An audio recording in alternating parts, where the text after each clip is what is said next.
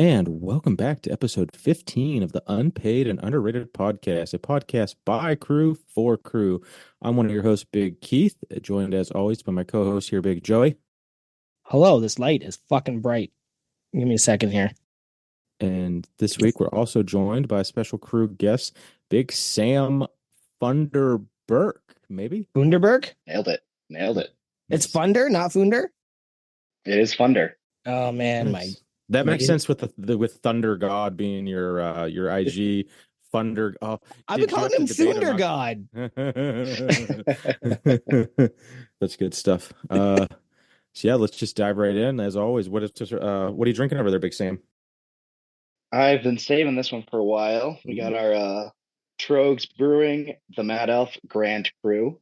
Wow. Ooh, I nice, like that. nice 12% Yeah, it does. cherry beer. That says Cru CRU. Very nice. It does. I had to get a 4-pack while I was there. Nice. Let me correct that. Is that a stout or a porter? What is this? I don't even know what this is.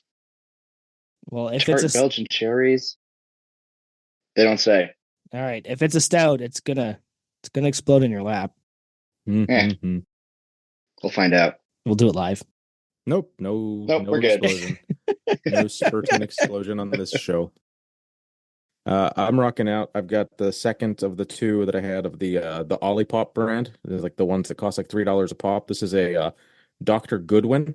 It's kind of like Dr. Pepper, just someone poured some cherry cough syrup in it. So it's not horrible, but it's not great. But at $3 a can, I would drink a bubbly over this probably. But it definitely has like a cola taste. Like I'm drinking a legit cola, but for $3 a can, fuck that.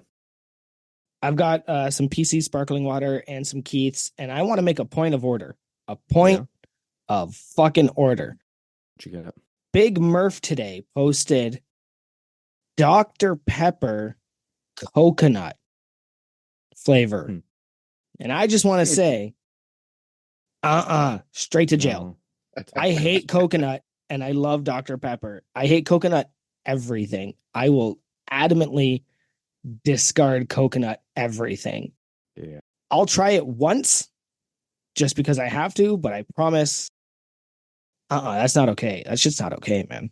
It does sound kind of gross. Dude, one thing that I don't love coconut by any means. I never got on my way to get it, but we've been getting these little ice cream sandwiches from Wegmans that have like, instead of it being a dairy, it is like a coconut ice cream. And it doesn't taste bad. Like you wouldn't, if you didn't tell someone it was a coconut ice cream bar, they'd just be like, "Oh, this is just a miniature ice cream sandwich." They're really fucking good, surprisingly. But messing with Dr. Pepper, because doesn't Dr. Pepper's thing like 27 flavors or something ingredients that go in it? So then adding coconut, I'm okay. Right? 23. Okay, yeah. You gotta get that 24th. Yeah, I'm okay if you want to mess with Dr. Pepper a little. Add some cherry, add a little vanilla, add like something good. And you had coconut. Like I bought these hydration sticks from Ghost, and they were like called ocean water. And I was like, that sounds kind of cool. I bought 2 bags like an idiot.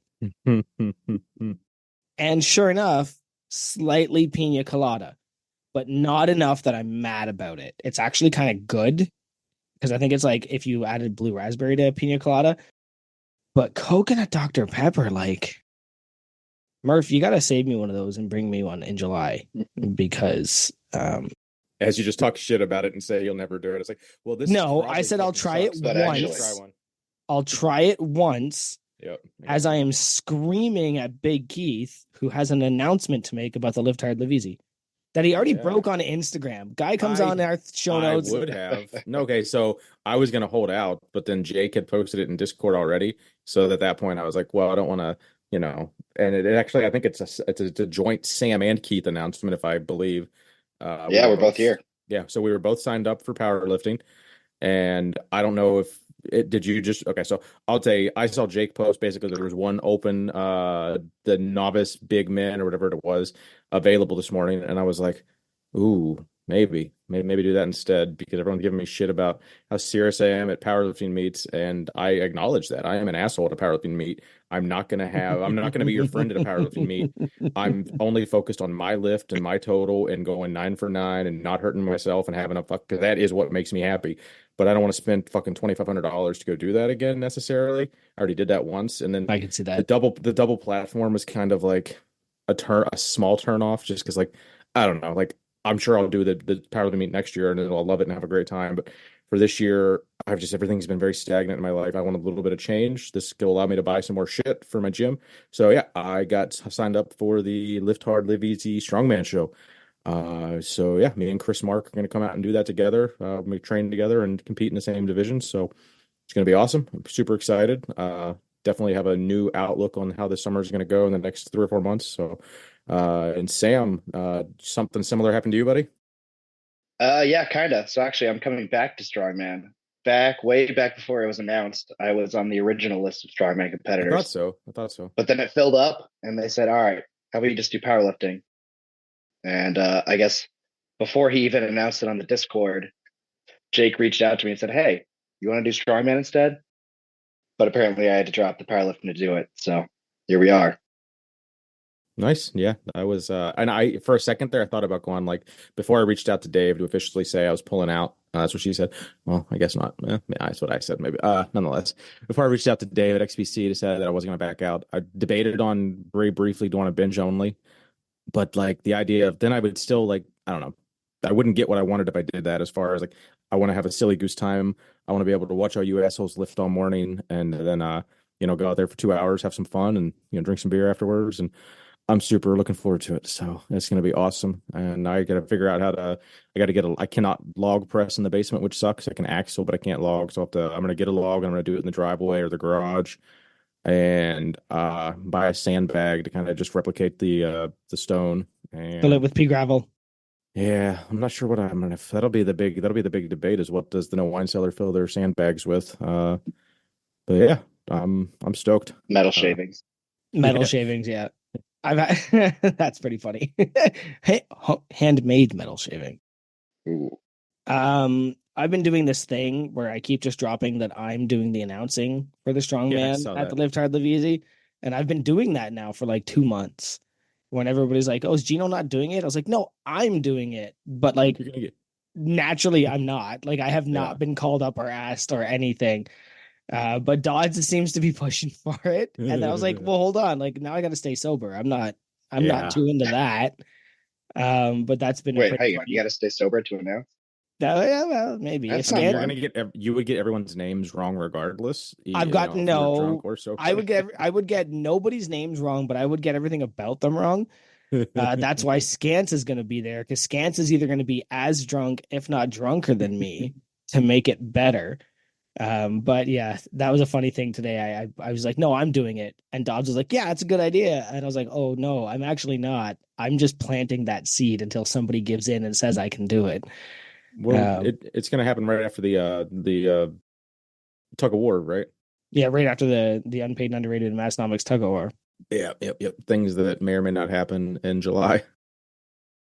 I mean, last time we were there, I got to be help with the barefoot ergonomics unveiling. Right, that was kind of neat. Right, there's a lot to do, even if you're not competing. I'll Right, end up if you just handling, show up and multiple just people, like, I bet. yeah, if you just show up and you want to have fun at like a Massonomics event, I assure you, I did not compete last year and I had so much fun. And if you show up and you don't want to compete, but you want to just come, I'm probably going to hand you my phone at some point and go do unpaid and underrated stuff, right? Like, and Massonomics tagged me in and they were like, hey man, can you go get people to help us out with this? Like, if you're there and you're just like there to support, you're still going to have a fun crew time. When I saw your announcement, I was like, I swear to God, if this fucking guy is not showing up, I was so I wanted mad to for a long game minute. it. I really did, but it was since it started in Discord and Jake kind of ran with it to help with his pub of it. It was just like fuck now. I mean, but I guess if I announced it on the podcast, I would have been a hard time sitting on it all the way till Tuesday. But dude, it was so nerve. Like I saw it around 7 o'clock this morning, right when I left the house. I think by I'm not happy to admit this, but I think I spent the whole drive basically thinking about it for about 5 minutes, and then I was like, all right, let me call my coach. He didn't answer. Let me call Chris, talk to him real quick. He didn't answer. Let me call my wife. Bounce it off her brain. It's like, where I was like, do you really think I should do this? These are the reasons I think I should. These are the reasons why it maybe not the good idea. I think I finally, I talked to two people. I think I did end up talking to Chris and my coach. And then by then I told Jake I was pretty much going to take it. And then it was an issue of trying to get signed up because I kept trying to go to Iron Podium because Jake was just like, yeah, go sign up. And then I was like, I didn't realize I had to go to the fucking Mastonomics website because then he said, well, Tanner's going to send you the link. And then Tanner just sent me the thumbs up and said, oh, yeah, it's good to go. Go buy it. And I'm like, okay, on Iron Podium, all I do is hit fucking register and it just goes back to the landing page. It's not fucking working. And then I was like, I got to go. Like at that point, I had major drama going on all day at work. So I had like, once I was like there for 5 minutes, I basically had to like go into corporate mode and like deal with shit and didn't look at my phone again until lunch and then talked to Tanner briefly and I got it figured out. And yeah, all signed up, ready to go. I already messaged someone about a log locally, but I'm gonna wait till after home gym con to see if I want to like go bougie and spend like $600 on some fancy, Rogue thing or something, or a $600 Titan one. There is a guy up here. There is a guy up here in Canada, here in just a couple hours north of me, who makes custom wooden logs. You want to go real bougie? Let's do a $1,200 log. Oh, he's frozen. Fucking moving on. What are you wearing, Sam? What am I wearing? I am wearing my contraband shirt, courtesy of fellow crew Big Jake the Snake. Very nice. That is I've been looking for one for years, and you finally came through. That's the most coveted shirt. Coveted, and like, yeah, with everything going on, people He's just back. That's the one everybody wants, and of course, I imagine I'd enjoy the story of like how they couldn't sell them. And then as soon as they went contraband, we were all like, no, that's the one we want. I love that story. I'm wearing they call it Strongman, not Smart Man shirt. I saw that. Those. That is based on Nate calling me technically or not a technical guy because I couldn't figure out how to reframe some posts on Instagram. Yeah, you guys were blowing that chat up today. I was like, yeah, fuck off. Like I lift rocks. Like I don't do I used to do social media and stuff. Now I lift rocks and discs. I don't do shit. Yeah, I had to pass the baton to Joey this week on Instagram. I'm killing it. I think I pushed us over 400 followers. Finally. I did that, didn't I, you fucker? No, it was $3.99, and then we I must have lost like, a couple because we were. I shared a story a couple days ago that we're actually. You're just being a prick. Fuck off. No, we were at $3.99, and I was like, I'm gonna push it over 400. I gotta follow some people. Shit.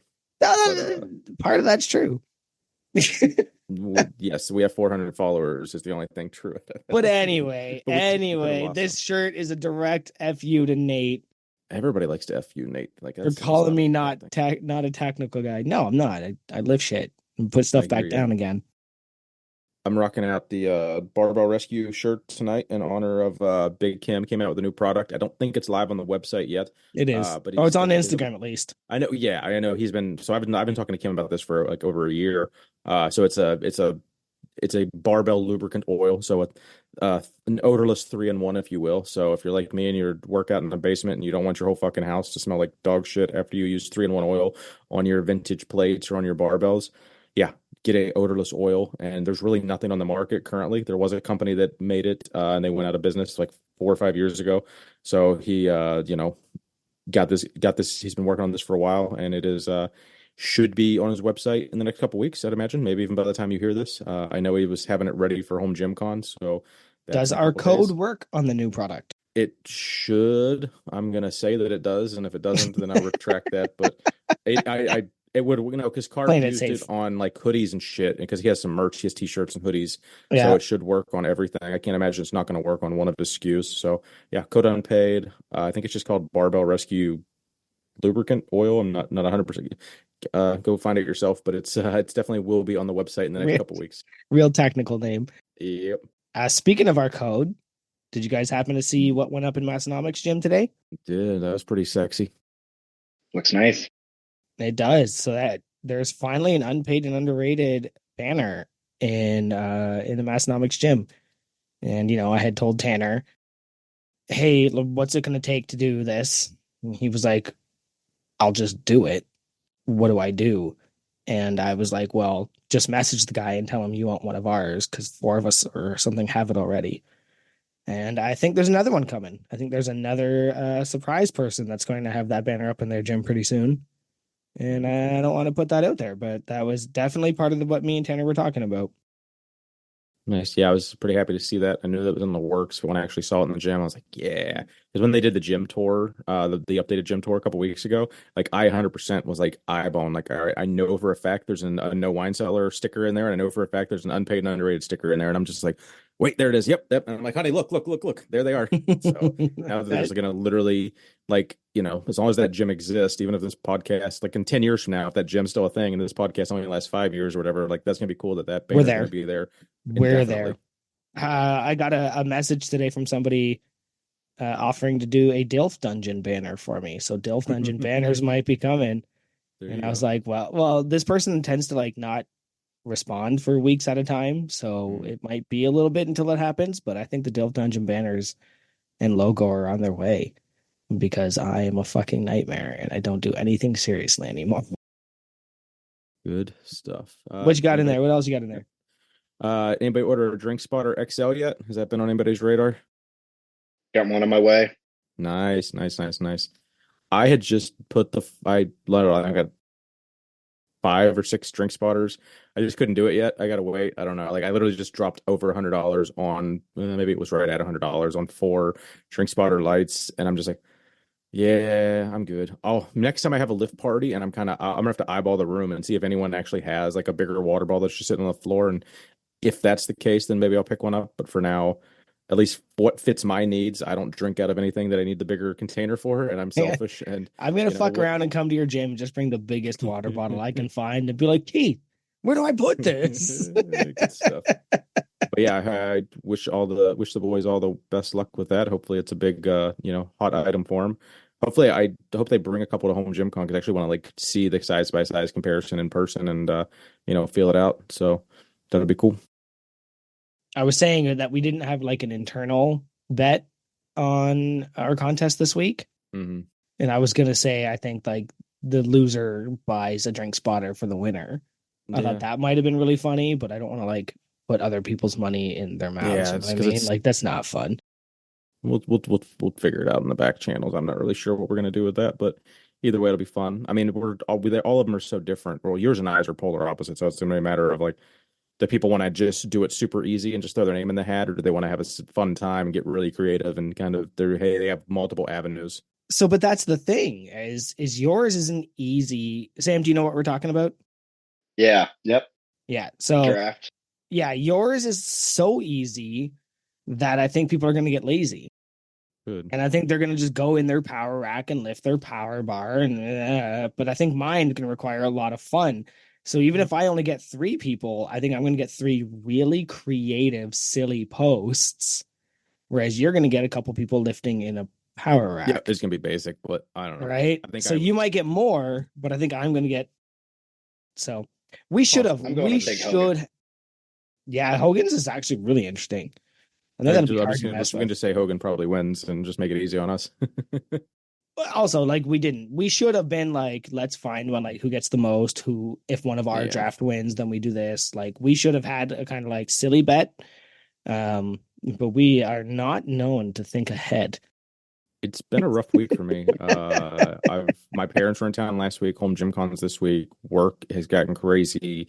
Our staff just shrunk by a couple people because 2 dipshits decided at school to get into a fight on the clock. So my job I've been overwhelmed so much the last couple of weeks, more than anything. So I'm just like, even last week, I felt like, even though I had a big spreadsheet of everything I wanted to pick, I think if I had the 10,000 foot view and could redo it, I probably would have gone a little more silly and a little less practical. But I don't know. In my mind, I didn't even like get the whole until it was already happening. And I was like, wait, the people are going to like do this and then they do a competition. And so I was kind of like behind the 8 ball on that one. But I think it'll be fun. I think Hogan did a great job with putting it all together. And, those jackets are awesome. I've been wearing mine. I wore mine all weekend. It actually like was shitty and rainy and cold all weekend. So I definitely wore it. I think it's in like multiple pictures and stories from this week. So some lucky winner is going to get their hands on one of those.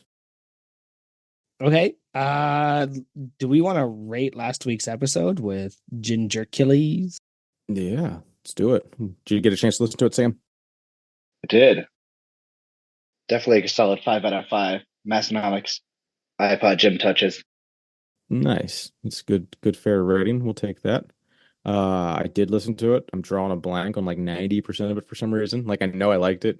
I liked when they talked about I didn't know you could like do Dungeons and Dragons online. That was interesting to me because like that was like one thing he touched. Not that I'm like a big Dungeons and Dragons guy. I just had never heard of that being like a virtual way, but it kind of makes sense that like you can do so much stuff on Discord and have like a screen where you can move shit around. So that's cool that he gets together with his homies and does that every week. So for that crew, for them, for him setting that time aside for his buddies and doing that regularly, that means a lot to me. So 5 out of 5 Massonomics Gym iPod touches. I guess that leaves me. So at the Arnold, somebody, I want to say it was Emmett. No, it was Minnie. Minnie was so amped to meet Ken. Like he came over and he was just like, I just got to meet Gingercules. And I was like, I don't, because of course I don't fucking know who anybody is. Right. Turns out that was a hell of a dude. He was, calm, collected, a good interview. I take umbrage with one single snub. That WCW NWO Revenge was not mentioned as one of the greatest N64 games of all time. Because it absolutely was. Ocarina of Time is definitely up there. Majora's Mask is definitely up there. Mario 64 for sure. Star Fox 64, yeah. But to not include NWO or WCW versus NWO Revenge was a bit of a snub. So I would normally give them 5. I would normally put out there 5 Massonomics iPod touches. But because they snubbed my favorite N64 game, I got to go with 5. Oof, that's a Harsh. burner. Yeah, it's That is gonna sting. It's gonna tear down the average. Yep. But Tommy, I know you're probably Tom. not listening, but come on, NWO versus WCW Revenge, best game. Well, I'm surprised he didn't talk about it when he was on Huck Finn Barbell show this week. I think they recorded that a Sunday night, and I actually listened to it at like 4 a.m. on Monday. I randomly woke up like an hour before I had to get up and anyway, so it's like I knocked that whole episode out pretty quick. And goddamn, Karen was so Karen's drunk a lot, but Karen was like uber. Karen was like not making sense, slurring, like just bad drunk. I've never listened to their podcast. I- My only interactions are at the Arnold with Huck and Karen. And Karen's usually sober when I talk to her. Yeah. So she must just be like one of those homebody drunks. Like she doesn't want to get drunk. Yeah. Like, okay, that makes sense. It wasn't, and their podcast. So like, there's Let's Get Stupid, which is Callus and Finn, which is like like its own thing, and then Huck Finn has his own podcast that like will literally come out like 4 episodes in a month, and then he won't do one for 2 months because he forgot basically. But that's the Huck Finn Barbell show, which is a lot more like drinking, and Karen's usually on that one with him, and they're I think she even admitted that she had been drinking since 8 a.m. and it was like 9 o'clock at night or something when they were recording. But fuck it, I want on that podcast. Huck, Tommy, Tanner, I'm putting it out there now. I'm on vacation in a couple weeks. Let's get hammered and do a podcast together. But no, it was a good episode. Everyone go check that out over there. Anytime you get to consume one of the sister hosts on a different podcast, it's kind of interesting to me just to like see. I wouldn't say if you see a different side of their personality because they're still they don't sound like they pretend to be on Massonomics, but it's just like they're out of their element a little bit, and to see them still like do a good interview or be interviewed well, it's kind of always cool to see.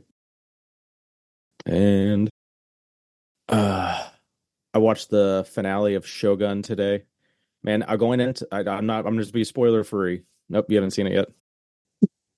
Fucking fight you. That's actually the one show I've been watching pretty regularly. Yep. Are you behind an episode?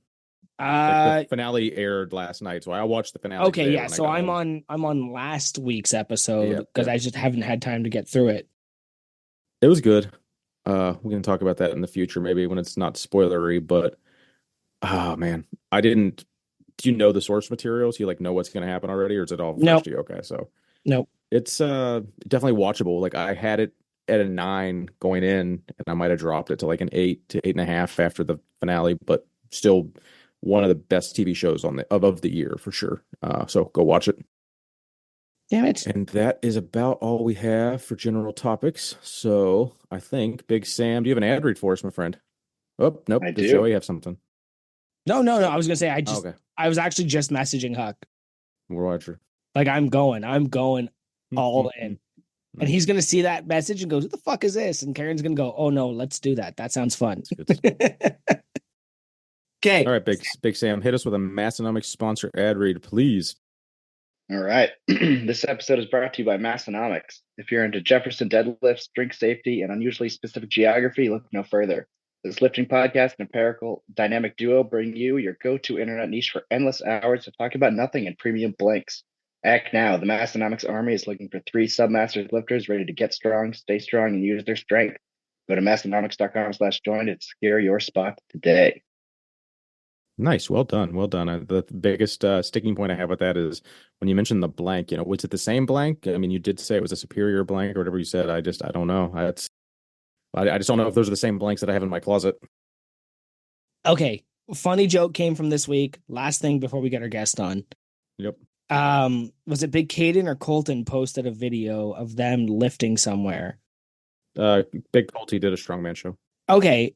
But Big Caden, congratulations on becoming a father. That too. But there was a guy in the background of one of those videos. And I actually had to say the thing I say a lot on Instagram to crew, what the fuck is that me? Oh, I hysterical that you said that today.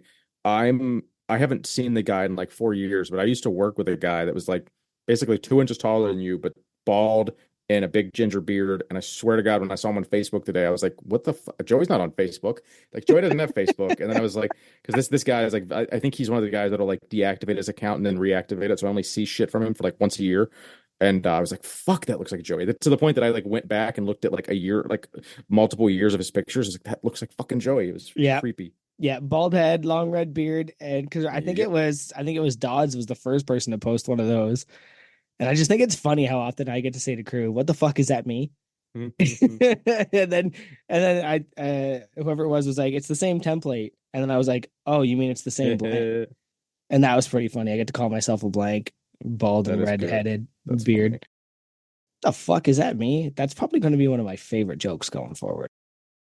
I hope that we could actually get that to like pick up some steam in the unpaid and underrated channel on Discord, where because we used to do it with Tommy a good bit. Anytime there was anyone saw anyone with some long curly hair from the back, like we would just tag, we'd set it as Tommy, and then I think that'd be as easy to do with you as well. So I want to see that easier.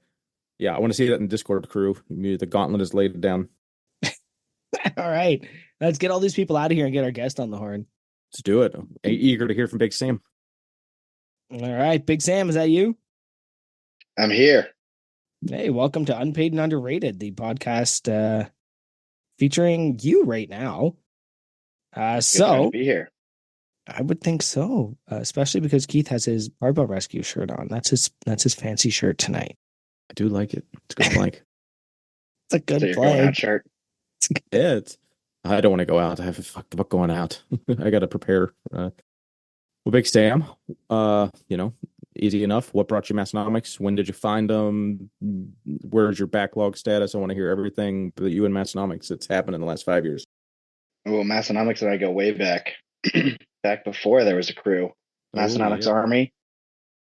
I don't even remember. I think it was the Massonomics verse that really drew me in. Looking for some of that to come back. Been a while. But been a while. Yeah, I don't know. Massonomics verse brought me in, and Jefferson deadlifts brought me in, and I've been here ever since. Nice. So Instagram, reeled you in, but when did you find were you an early adapter of the podcast, or that kind of something you got into later, or what's that journey? Podcast was later. Okay. I think it was the Instagram, the shirts. I think the first shirt I got was a Jefferson deadlift shirt. I don't remember when that was. Maybe God, what was that? 2018, 2019? Yeah, I don't 18 know. or 19. I think the Jefferson shit all happened before I really got super into it. I think if I recall, it was like the summer before. So it Yeah. would have So been 19 probably. podcast was a little later. I Mhm. realized apparently I've only been crew for not even 2 years yet, Uh-oh. but we're getting there. Well, I just saw it in your hand, so let's the next where you at what's your Hall of Fame status? Tell us what you got. It's embarrassingly low considering how long I've been following Mathonomics. But let's see. As of now, we're at 1, 2, 3, 4, 5, 6, including today, 7, 8. Nice. But I That's think I not hit bad. 12 on the day of the Lift Heavy Live Easy Classic. Yeah, So you'll knock at least 3 out, right? There's a 4. What do you mean? Lift in the Classic, compete, gym, attend. compete. Well, compete and attend are the same thing. Or no, they are separate, aren't No, they're they? two. They're two. Okay, so you get both of those. What? And I hit I hit 2 years like 2 days before Sorry, the Okay, meet. so you're piggybacking that one, and yep. attend and meet are two separate things? Well, you could be there or you could lift weights. Oh, see, that's interesting because when I think I first saw that, I wanted to say I think that's an argument that you can't do both at the same time. Did I missed that conversation. No, I no, guess I've never brought that up, and I meant to bring it up to Tanner well, because I'll last be year, attending the powerlifting and competing in the strongman. right? So Because Same. last year I attended and didn't compete, so I would potentially not have Hall of Fame status if those are two separate things, and I don't think most of us would. Interesting. Interesting. Because those do kind of seem like a twofer. I think they did it that separate just because there was a lot of people, there was like five people that came and just like chilled. So Yeah, it kind of like I was dick one of move them. to, yeah, I know. I'm just saying it would have been shitty to like exclude them, I suppose. Or be at a. Yeah, well. All right. So, Big Sam, if anyone wants to find you, where are they going to find you on Instagram, Discord, anywhere you would like a follower? Oh, let's see. They're going to find me on Instagram, thundergod.42. That's pretty much my only online presence. I'm I on know. Facebook, but that's just for the grandparents. I was watching you deadlift today for that and on that profile. Yeah. Yeah, I had to figure out what my where my 18-inch deadlift was at, and I was pretty happy with it. That was pretty high. That was pretty high. 765, not bad. I went for 800 because of the shirt. I had to go for those 800 solid ass pounds, but not quite there. It Next was time. so you would say it was not lightweight today. It was heavyweight today. Gravity was real strong. I feel that. I was talking to Jake a little bit because I'm still like I'm so new to strongman. I'm trying to figure out what do they mean by an 18-inch deadlift? Like, just at the top of the bar, is at the bottom of the bar, at the middle of the bar? My analytic brain. Do I need like which wagon wheels are we Jesus, fucking using? dude. It's like, well, I just need to know, like, give me Jesus, some dude. idea of because I have to set it up. Am I gonna Yeah. do it in my rack and I'm gonna Those or those am I gonna do it with a 29 block pull? millimeters are making the huge difference to you. Well, no, regardless, anyways, normally about an it's in the inch. middle, but Okay. Yeah, Jake said like go to the top, I think, to make it a little harder, just so it's easier on me okay. day, basically. Yeah, there you go. So I was lifting That's on some crash pads today, so the heavier it got, the lower it got. So I don't really know how high it was today. yeah, I have to figure out like so I'm curious because I need to know specifically because I want to train it exactly the same for the next fucking like 3 months. So I need to figure out if I need to make different blocks or if I can do blocks with like a 10-pound bumper or something, and like I need to figure out where that height is, or if I can get it in my rogue rack off a rack pull at the right height. So it's all shit I got to figure out. A lot of racks don't get that nice height for you, but stand a couple plates, you'll get there. Yeah, I'll give her a shot. I gotta see. I'm very curious because 60 seconds for reps. Fuck that noise. Like I'm gonna do like no. Like I tried to do a when Big Chris was over here last week. I did a 60-second for reps for the axle clean and press away. And he was like, I got to like 45 seconds and I was just so gassed that I was just like, I finished my lockout and I just dropped it. And he was like, you have 10 seconds left. And I'm like, I'm not cleaning this fucker again. I'm gotta just lower done. the weight. Lower the weight. I'm just done. Yeah, So- that Stargate meet I did a couple weeks ago. 60 seconds is a lot longer than you think it is until you get there with comp weight. But it's fun. It's definitely different training. So I'm definitely looking forward to that. And yeah, your deadlift's monstrous. So that is a good starting. I think I think you'll have a good idea of where you're at on that. Do you think you're gonna pull 800? Or no, it's that's It's well, wait, why? Yeah, 585 why for the fuck? reps for Why? ours. So why'd you go so heavy? Because all you have to do Well, is you just gotta pull like fucking 500 for Because you reps got at to the go show. heavy. Why wouldn't you go you gotta heavy? find percentages. You gotta find out what you're gonna put your training as. Oh yeah, yeah, I I mean, see what you mean. I see I what you also mean. did 585 for 10. So Okay, is that your Because I know it's ours is like 425 or something. yeah. What's your We class? were 555, but then someone went on Instagram and posted a video of 555 moving too easy, and someone upped the weight. That's what I remember. Yeah, yeah. I think Matt was pissed about that, so that was funny. Matt, So I who? figured I'd go on and make I don't know. 585 look like nothing. We'll see. So one of the Nice. mats, Yep. It's good stuff. Well, Sam, where are you from? Where are you at? All that. Yeah, I'm from Savannah, Georgia. Hot, hot, hot. Went to college in St. Louis, stayed there for about a decade. Hot, hot, hot. Now I'm in the heart of the Midwest, I think they call it, Columbus, Ohio. It's debatable in the Midwest aspect. Where do Mm, you stand on that? Because I could give a shit less, but as someone who's been well, in Columbus for a few months now, what's your mindset on that? having been in St. Louis, Missouri, which I think is undeniably Midwest, Misery? it's basically the same thing.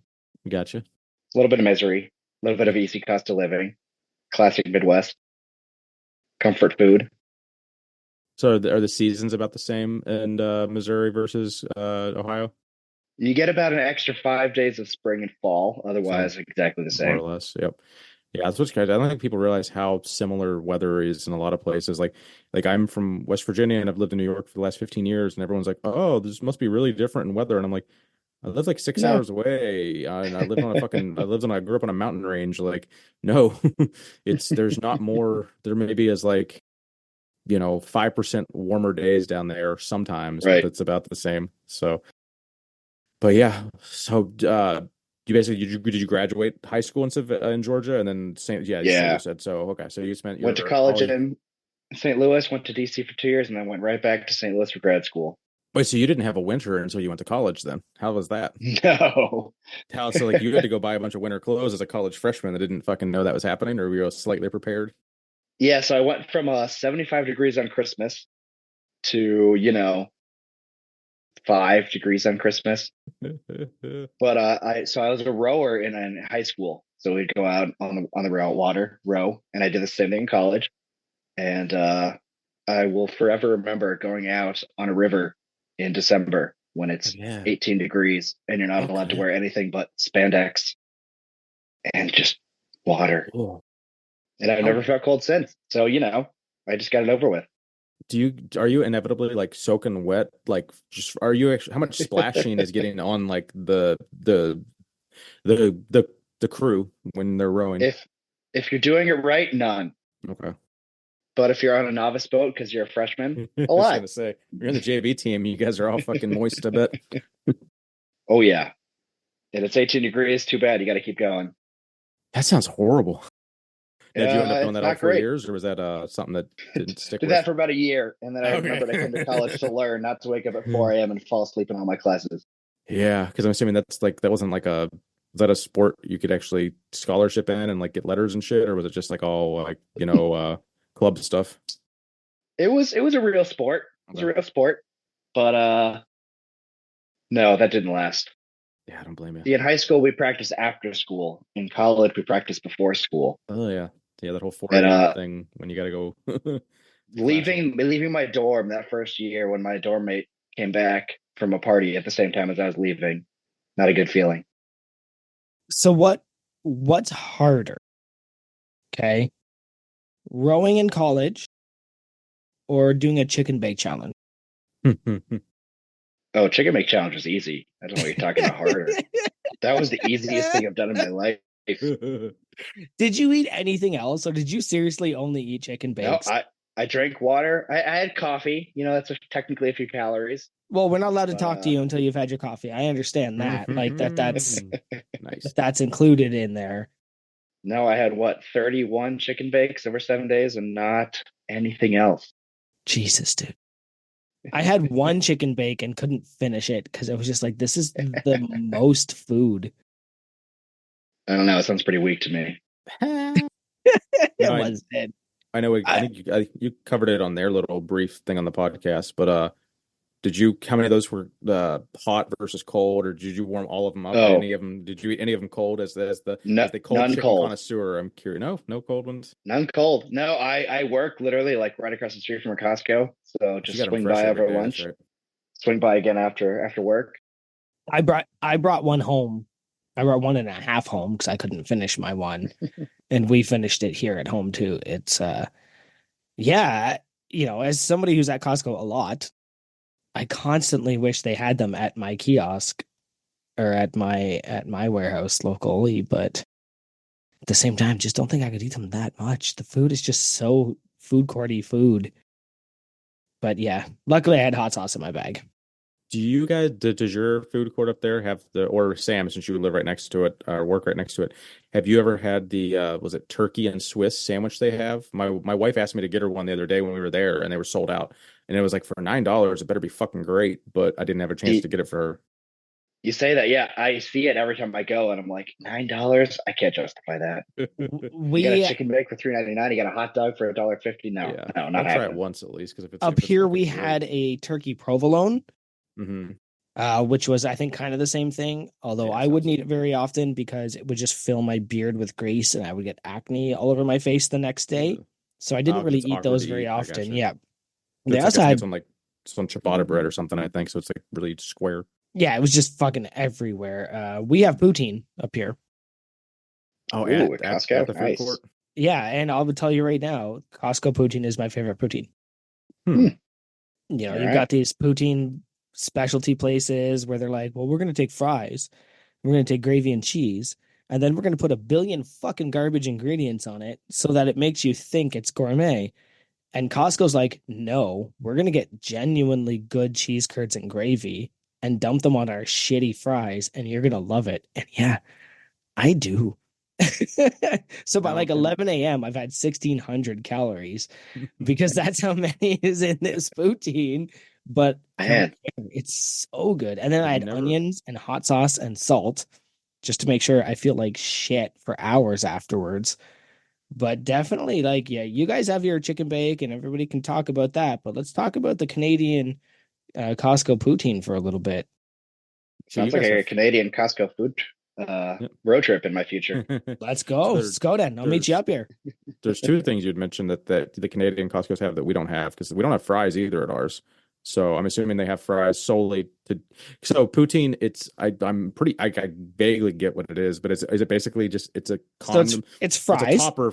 Okay, so it's only with fries. Like It's it's a combination fries. that has to be a thing. And then you take cheese curds, which are primarily made in Belleville, and then there's a place in Quebec that makes really good ones. And good cheese curds squeak when you bite them. Hmm. So you bite into them and they make that sound or whatever. There's no way Zoom's going to pick that up. They're going to boot that sound. And then you cover that with gravy. Okay, so the cheese curds. Okay, so it's a white gravy. It's not a sausage gravy. The So it's fuck is white gravy? biscuits and gravy The is a white brown gravy. gravy. Come on. No, Yeah, there are like multiple. There's different gravies. Fuck off. it's beef gravy, or maybe Okay. if you're weird, it's mushroom gravy. And it melts the cheese curds to the fries.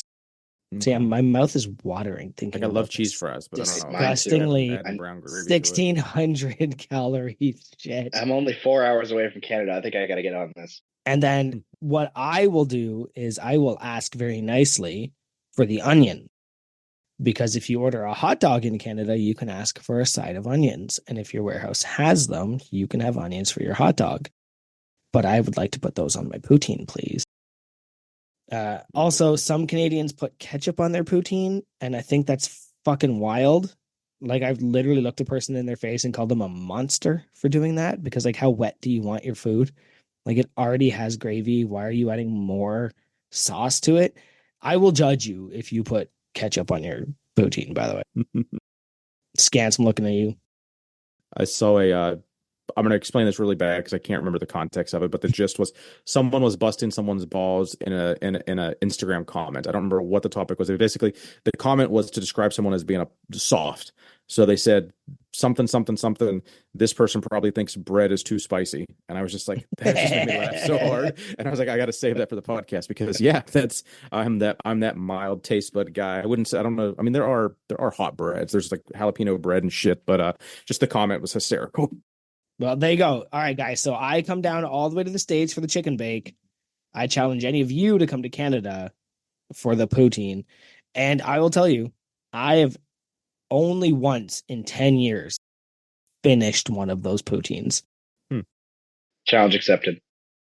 Yeah, they immediately cause what you call that fat displacement, where your body just goes, I don't want anything to do with this. And you got to like run to the toilet immediately. But it's so delicious. So what you're saying is we need a Massonomic 7 days only poutine challenge.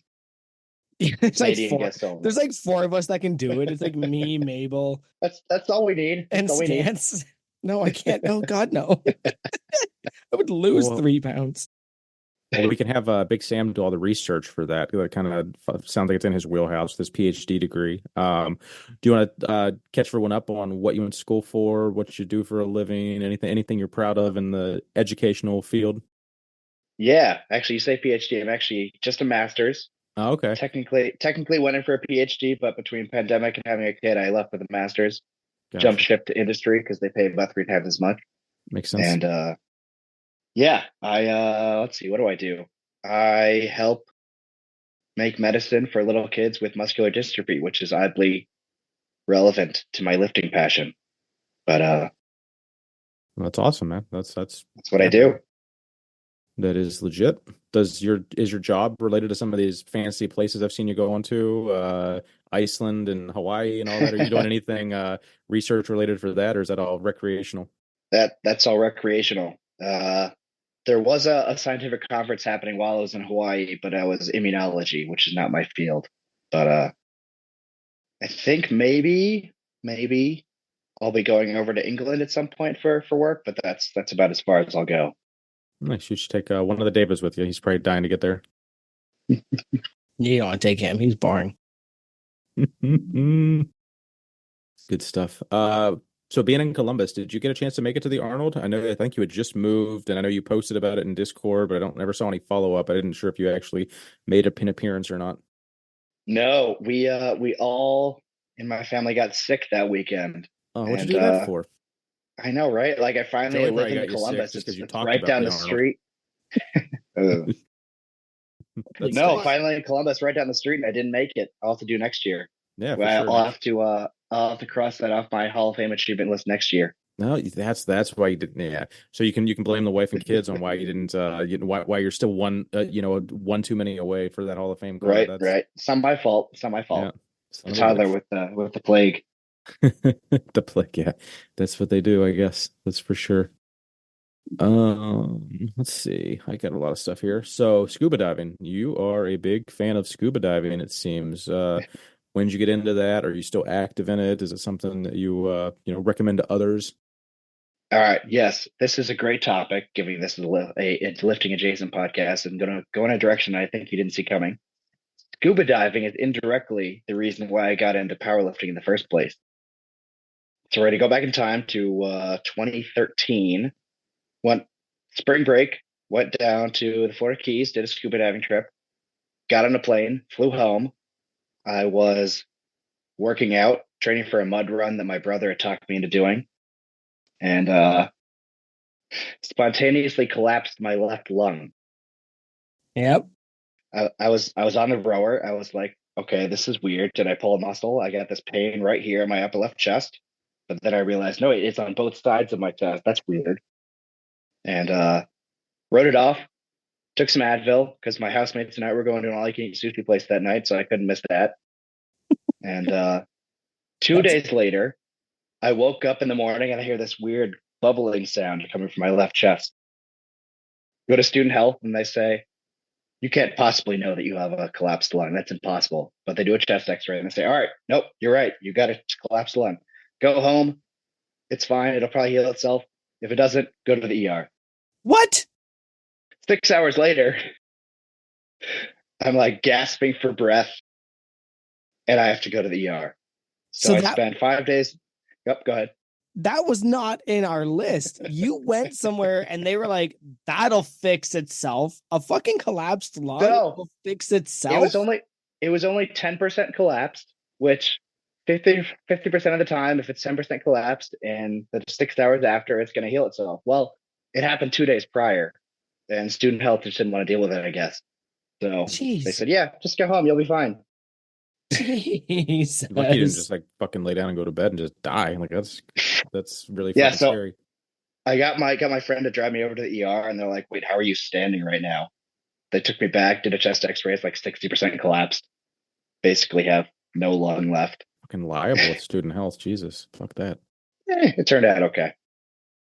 Yeah, so the guy comes in, puts a little chest tube in the side, little pinch. I'm like, oh, that wasn't so bad.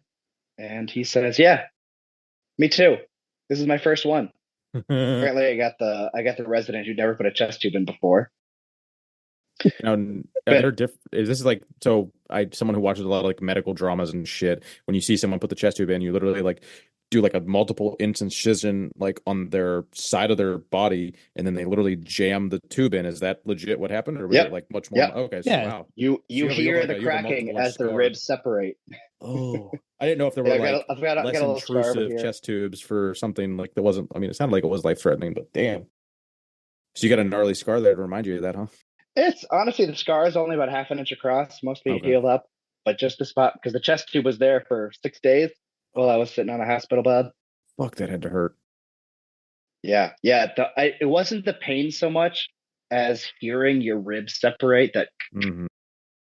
no, not good, That not good. audible fucking sound would be Fortunately, he told me after he put it in that it was his first one. But yeah, so all right, so I get out of the hospital, have my follow up with the doc about a month later, and he says, "All right, the good news is there's only about a 40% chance that this will happen again. The bad Only. news is we have no idea if you're going to be one of those 40% or not. We have no idea why it's going to happen. And if it happens again, it's going to keep happening, keep happening, keep happening."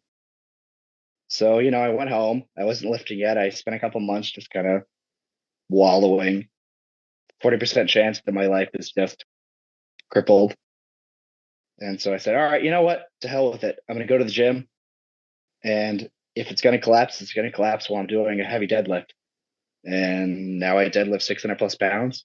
10 Yeah. years later, no collapse. Here we are.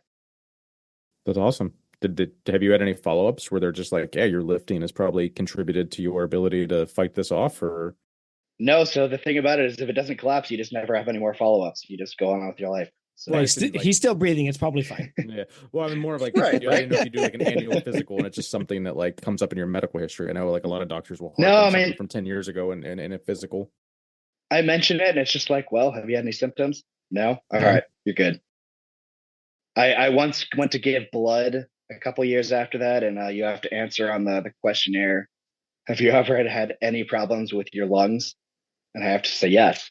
And the nurse had no idea what to do when I told her that, yeah, my lung collapsed spontaneously 10 years ago or a couple years ago. She called the doctor that was on site for the blood draw, and he just said, well, does he look substantial? Yeah. Oh, All right. What does that mean? Basically, that just a lot means of does it man. look like he's about to die? No, Oh. all right, he looks substantial. I like that, calling lifters substantial. That's good. Just Better than yeah, like submasters, I guess. you are looking substantial today. That's a good one. Yeah, I'm gonna adopt that. So That'll they be didn't that'll be think my that new you- Instagram post where like I'm just like being like a weird like looking good king. You're looking substantial, my man. There You we have, like, go. you There have we one go. more year to still do hashtag substantial submasters. We all go masters. All right, Thunderbutt, I got a question for you. Thunderbutt, that's the first. Bullshit. No, it's not. No, it's not. It's in our normally list. normally it's Thunder Thighs. Oh, you were talking to Andrew. I was not. I That was think in our list. I got info from a few different people. Let's talk science fiction. Okay, let's do it. I'm not going to go Mount Rushmore because I think we have our own of those or FMK, but like, what's your top let's go to books, because I love science fiction Okay. movies, but I really love science fiction books. So Yeah. let's talk. So Let's make this a bit of a game. okay. Let's talk about the book you read and then the movie you watched, and how much you hated the movie over the book. Because I can promise, like, I might know your two answers, but give me your two for that. Okay. So we're talking about difference between book and adaptation. Yeah. And which one you All right. hated the most? Which one? Well, you gotta give me a subset, because there's been a lot over the years. Okay, so for me, Total Recall is one of them. Okay. Okay. I think that the 30-page Total Recall book to the movie made no fucking sense at all. And Do Androids Dream of Electric Sheep? I don't think that made a very good movie either. You don't think Blade Runner made a very good movie? I think Blade Runner was a very good movie separately from the book. Do Androids Dream of Electric Sheep? Like, I can give you that. They're not terribly. The spider scene where the replicant kills the spider in the book was so emotional and so important, and it just wasn't in the movie. Okay. All right. I'll give you that. So yeah, no. Do you have opinions good, but separately? I think they're separately. I think they're better separately. I thought we were gonna go with the Dune route, because that's what everyone's talking about these days. But I haven't even seen Dune 2 yet. I don't give a fuck. You haven't even seen. Ooh, you have to see Dune 2. Oh, I know. No. I'm waiting. I assure you, I'm going to watch it. The comparisons to Empire are substantial. Okay, I'm in, and I definitely can't wait. But I think, like, those were the two that just came off the top as I made up that question as I was reading the list of things and the things to talk to you about. Okay. So I've never read the 30-page one that Total Recall is based off. I'll have to add that. I don't know how I've gotten the 31 years without reading that, but I'll have to add that in. Is there a three-breasted woman in that 30-page book? No, there's not. Well, then I'm not interested. So the original Total Recall was honestly just, you could almost read it like an infomercial for what they do. And then they were like, well, what if a whole movie with Arnold Schwarzenegger who goes to Mars and, like, starts a war? Like, it's a very big extrapolation. But okay. Yeah, reading the original, definitely has nothing to do with that movie or the other movie with Carl Urban. Was Carl Urban the other? No, it was. I never saw the new one. It was filmed in my city. Like, one of my friends is in it. The one that played he was the villain in that really bad Daredevil movie that came out in like 2009. What the fuck is his name? No, I'm picturing his dumb face. Oh God, what's his name? He's been in so many other movies. Colin Farrell. There it is. Yeah, he was. I'm pretty sure. Yeah, he had. He was definitely the. But that one has the one that had Jessica Biel and. Are you still talking Daredevil? No. The Total Recall remake. Jessica Biel in that. Oh, it was the Underworld chick. Oh, damn it! We are so bad at this. Yes, Kate Beckinsale. Yeah. So, like, those two, great. Yeah, they were definitely very that it was like the saving grace of that movie, I think, because it wasn't great in comparison. But really, if you watch Total Recall now, it's like, well, does it hold up? I don't think I've seen Total Recall in 20 years. So,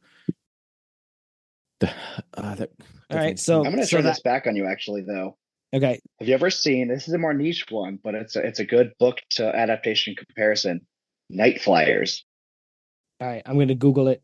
Sometimes it was sometimes I forget if I've seen things. It was a Stephen King. No, that was George R.R. Martin, one of his earlier works. Yeah. That's and then why Netflix picked it up. Yep.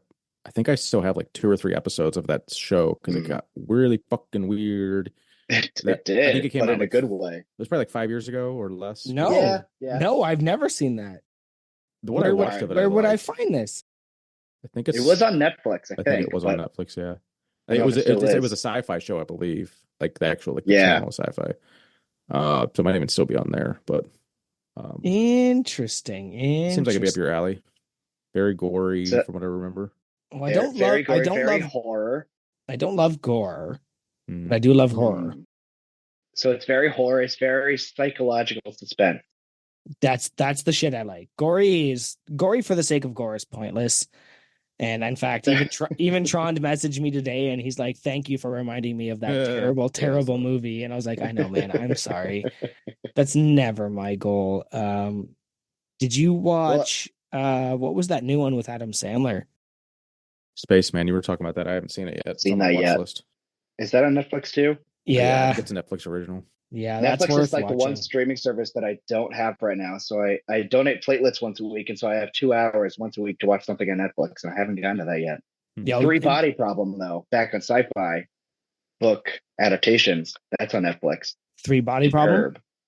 Oh yeah. I think I saw something about that. I hate how this is like. I'm like, I'm gonna ask you things that might stump you, and you're like, no, here's a list of Now I'm shit giving you to homework. watch. Yeah, I'm right. Joey doesn't know who people are or what shows are. And I'm not mad about it because I'm probably gonna at some point want to watch these. I add shit to my watch list all the time from here, just not basketball, because I'm not going to rewatch that. No, that's bad. You should rewatch that. You should rewatch that and get a sense of humor. Well, now that I'm not doing a powerlifting meet, I'll probably be a lot more cheerful. Night Flyers, the George R. Martin. It wasn't actually a standalone book, was it? It wasn't something just like a college paper or something, or like a. It wasn't. It was a short. It was serialized, I think, in a publication in a magazine or something when it first came out. But then it was re-released as a coherent book.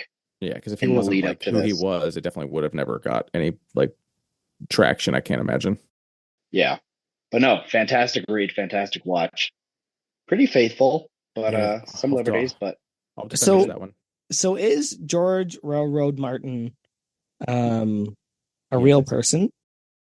Or is he like R.L. Stein? Yes, I've seen his house. So my brother went to college in the same town where he lives. So like the running joke throughout my entire youth was that R.L. Stein was a series of people and he was a prop because nobody can write that many books in that short of time and be that successful. Well, if that's your argument, then George R. R. Martin is definitely a person because he hasn't written anything in like 13 years. Because he refuses to update his most successful books. He ran himself into a corner and he can't find his way out. So he's just going to die first. There's a lot of. I respect the shit out of that. I gotta say, like, I genuinely respect. Like, no, I'm writing for the sake of the characters, and now I have nowhere to go, so I'll just die. Like, I kind of love that. Right? Be a man. It's very frustrating. Die before you have to release. I find it very frustrating. There's like 2 or 3 other authors that are in the middle of like epic like book series, fantasy book series that just like stopped writing the book like 5 years ago, and I'm just like, you fucker. Was it Patrick Rothfussen, the Kingkiller Chronicles? Like they got 2 amazing books and then just nothing for the last decade, and then they say it's Scott Lynch and the Bastard Chronicles or something, the Loch Lamore, something like that. Like you love Chronicles. Yeah, but both really good book series that I enjoy immensely, and they're just like completely haven't like I look like every year to be like, is there any fucking update on like the conclusion of this goddamn series? And just nothing. Very frustrating. So okay, to wrap up the sci-fi aspect of this, because our nerdy little segments tend to do really well, or at least people want to talk to us about them. So, what is your favorite science fiction movie and book?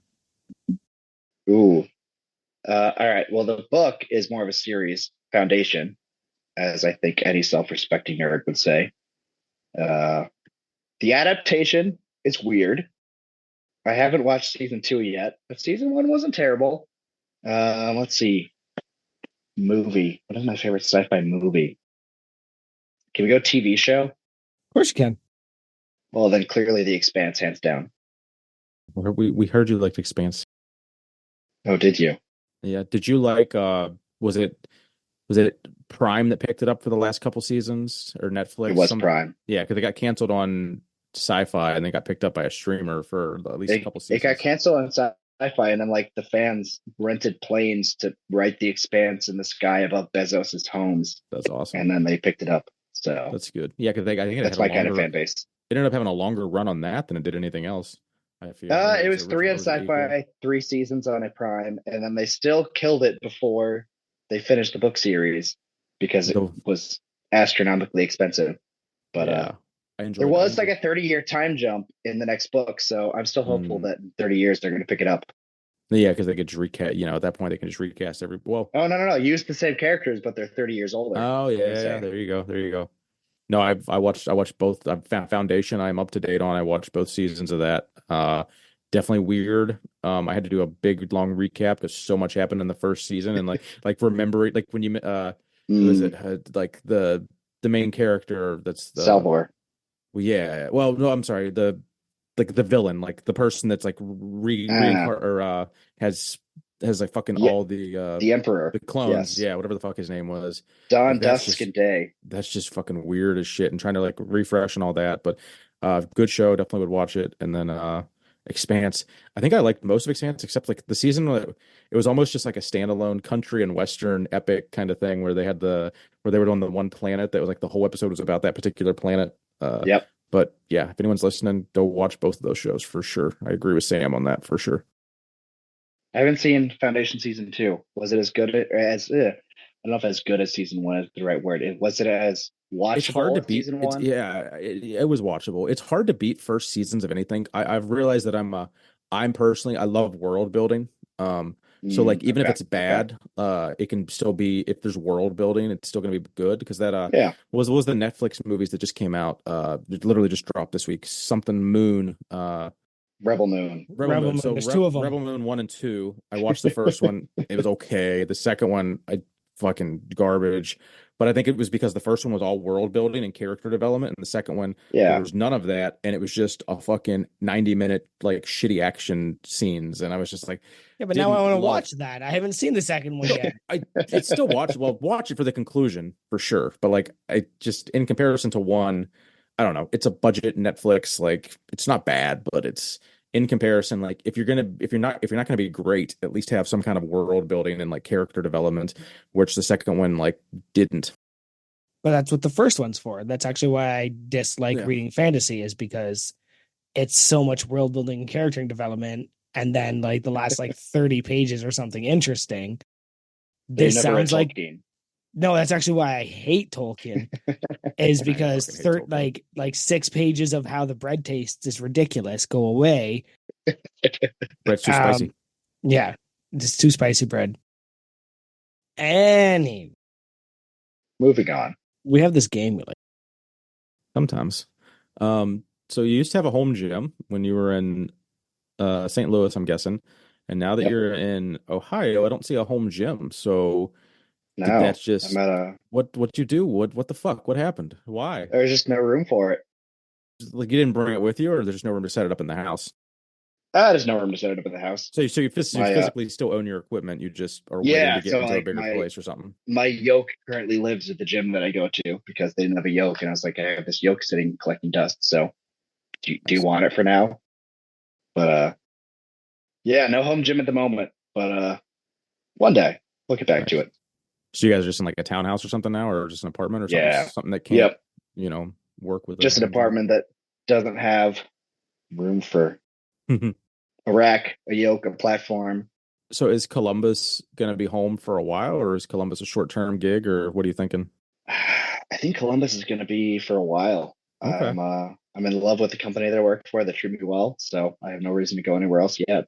Nice. Well, tell them you need more money so you can get a bigger house and get a home gym again, because the crew will love seeing those home gym deadlifts and whatnot. I had one follow up on that. So the fact that you have depending on what brand it is, you have at least a $500 yoke that it belongs to you in a commercial setting. Mm-hmm. Do you ever get there and see some asshole doing something stupid with it and just like think to yourself, you motherfucker, that is mine, and that's not what you do with a yoke? So no. But someone has broken it while I wasn't there. Oh Jesus! So it's a Titan. It's not top of the line, but the pins that go in that have the loop that goes around and locks on the other side. Mm-hmm. Someone didn't understand how to take that off, so they just kept pulling at it and just yanked the chain off. But gotcha. Yeah, it still works because it's too much work to walk around when you feel resistance on the backside. God forbid you fucking just investigate. Go for it. Stupid. Right? Fuck. Yeah. They decided to just do it live, I guess. Oh yeah. They just did it live, and they said, "All right, sounds good. Keep going." How is that? At least the gym. Now that you're back to a commercial gym, is it at least close, or is it any kind of like shitty commute? No, it's like 6 minutes down the road. Okay. It's a powerlifting gym. It's well equipped. It's full elite FTS setup, power rack, combo rack, all you got, all you want. Well, yeah, if only they just didn't have a shitty Titan yoke, they'd be in good shape, right? Right? If only someone had brought them a nicer yoke. Scumbag. Good stuff. Good stuff. Oh, let's see. What do I want to get into? What is maybe I'm stupid. I'm probably what's an ERG machine? Or is that It's an erg machine. What the fuck is that? That's a rowing machine. It's Oh, named okay, after the skier. Well, whoever I've never seen what does it anyone actually like. stand for? I've always just thought of it as the sound you make when you're using it. Okay, But what is but like ergometer? It's an ergometer. That's what it is. Yeah, it measures. I've Yeah, it measures your ergs. I've never heard anyone like. That's such a weird way to the erg machine. Like it's okay, I get you. What does that actually mean though? Like ERG, like let's see. It's short for ergometer. What does ergometer actually mean? I'm googling Google. Ergometer. Oh, like they don't do this. I know, right? Like Tommy didn't spend he spent the Yeah. entire last episode just on Facebook Marketplace, and then Tanner's like, "Wait, is that me? Is that a good deal?" That's funny. All right, let's see. A piece of equipment that measures the effort or energy that someone uses while performing a particular action. Nice generic definition. Yeah, yeah. So they helpful. have the row erg, they have the ski erg, and they have the bike erg now. Oh, I love my deadlift. Nice. I love my deadlift bar erg, and my sandbag ergs. I love my burgers. That didn't land. Nope. Bad. Nope. Nate, you want to cut? Nate, you want to cut that right out? Nope. That's staying in. Nah, just roast me. Someone's gonna make a fucking meme about it and how bad I am. You know what would be worse though if they didn't. Like if they were just like, no, that's not even funny enough to insult Keith. It probably wasn't. Jeff has been fucking killing it with his like layered memes, man. Like if you're not a listener and like you remember, if you don't have a good memory, like just memes might not land as hard as they do. But if you're actually like, I'm on this podcast and some of them don't land with me. And I have to go back and listen. I had to do like a third look at a couple of them. Like, I get everything now. But honestly, I think Jeff, you should actually explain them in the caption going forward. So that's super helpful. You know, that or come on the podcast and explain your memes once a week. I think that would also be really helpful in making us fill time to beat the sister podcast.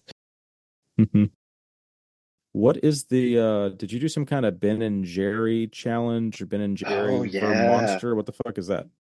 I did. All right, so near death experience. Let's get into it.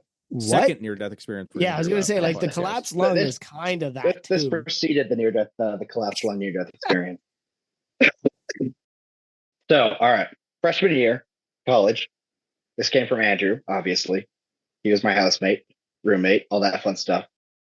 There was this charity fundraiser event, which was the Ben and Jerry's for Monster Challenge. So, do either even know what that is? Never heard of it in my life. All right, so if you go to a Ben and Jerry's, you can ask for this, and they'll give it to you. It's 20 scoops of ice cream, 1 banana, 1 brownie, 4 ladles of hot fudge, bunch of sprinkles, all that stuff.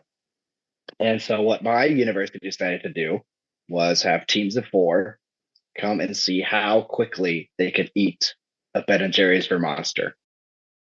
So, all right, before I say how long it took us and why it was a near-death experience, I just want some guesses on how long do you think it took us to eat. And this is a team of 4, 20 scoops of ice cream and some toppings. 1 spoon each person.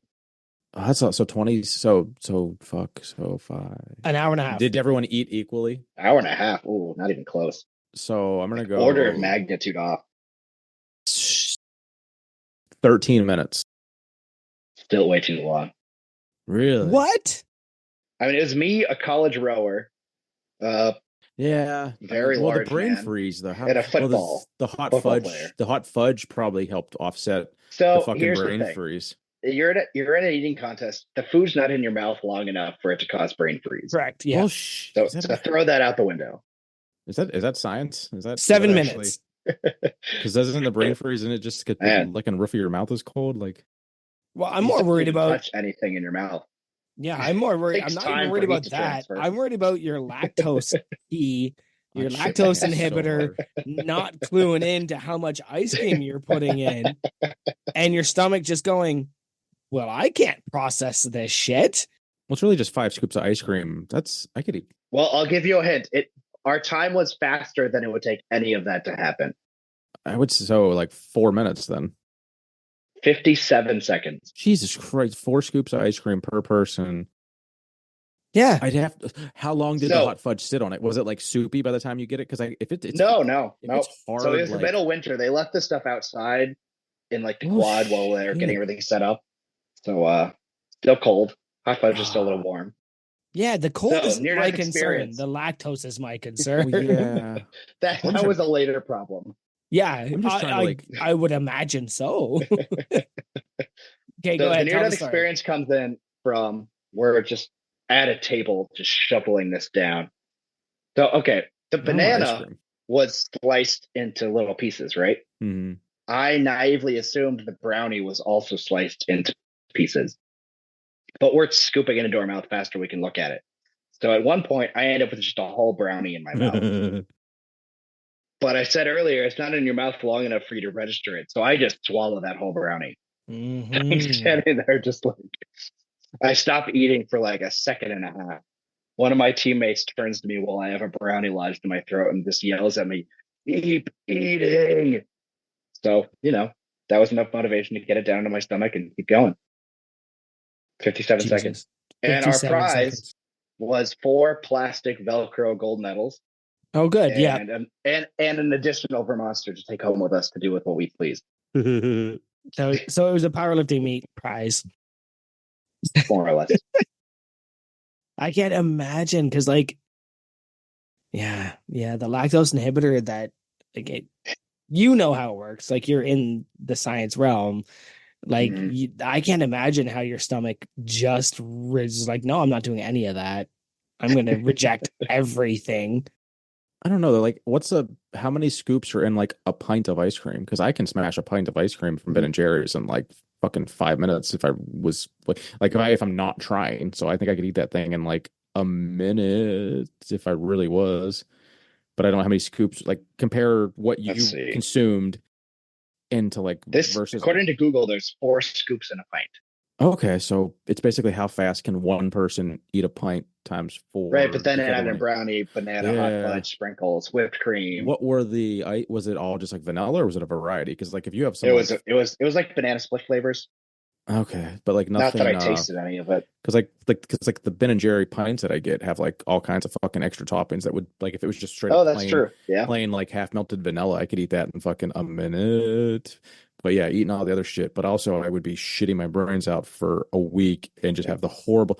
I would have to like eat I don't think there's an amount of Tums that I could eat that would offset like that much dairy. No, you can't do that. In that period of time. But no, that's pretty cool though. Do you ever get Ben and Jerry's now and just kind of like pat yourself on the back and be like, we are the fucking winners? I haven't been to a Ben and Jerry's in years. There was one just a couple minutes from our college campus that we would go to every now and again, but I don't even know where the nearest Ben and Jerry's Well, no, I is. just meant like I mean, I get it at the store. Every grocery store sells it, like not necessarily. I mean, yeah. So the the PB Chocolate World or whatever. It's like 23 grams of protein. It's not a bad snack. I'll have to look into that one. That's at least if you're gonna be that gluttonous, at least get some protein. Small amount of protein that like you can tell yourself. Right. It's like 2% of the total calories, but it's 22 grams. Fine. Yeah, this kid I work with is like way undersized, and he's yes, the other day I'm always trying to like tell him like just start drinking protein. Like if you're not going to eat actual like meat and try to gain weight, but you're like bitching about the fact that you weigh like you're 6'140", like buy fucking the cheapest protein you can find and just drink a shake every night. And he made I think he was eating a peanut butter and jelly sandwich the other day, and he was all proud of himself, like, oh, I'm good all this protein I'm getting from peanut butter, and I'm like, yeah, but if you're using peanut butter as like a major protein source, you're doing something wrong because that's like 80% carbs and fat and like 20% protein. So like, yes, there is protein in peanut butter, but it is not enough to offset the shit you're putting in your body to like use that as a. Who was it? Yeah, I think Lane Norton posted something, or maybe it was someone else the other day on how many calories it is to get 30 grams of protein. It's like 1,500 grams of peanut butter to get that protein.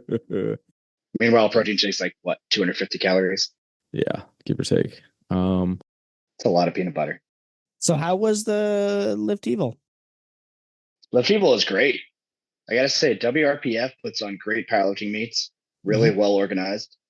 The strongman was a shit show, as it should have been. It, two of the events were they had to be outside, and it was 38 degrees and sleeting, so that was good. Frank knows how to pick them, eh? He knows how to pick the right time of year to make everything a little harder. The best part was the sandbags were just like sitting in puddles of water in between lifters. So it was supposed to be like 25 to 55 pounds and I don't know, 5 or 10 pound increments. That bottom bag was not 25 pounds. That bottom bag was 50 pounds. And every time it got in the water, it was a little heavier. I think in my flight, none of us got more than the first bag over the bar because we never touched a bag that heavy in training because the second bag was already like 70 pounds. Did you meet up with any crew there though? Because like there was a few of us there. Yeah. So Big Murph was there. She was competing in powerlifting.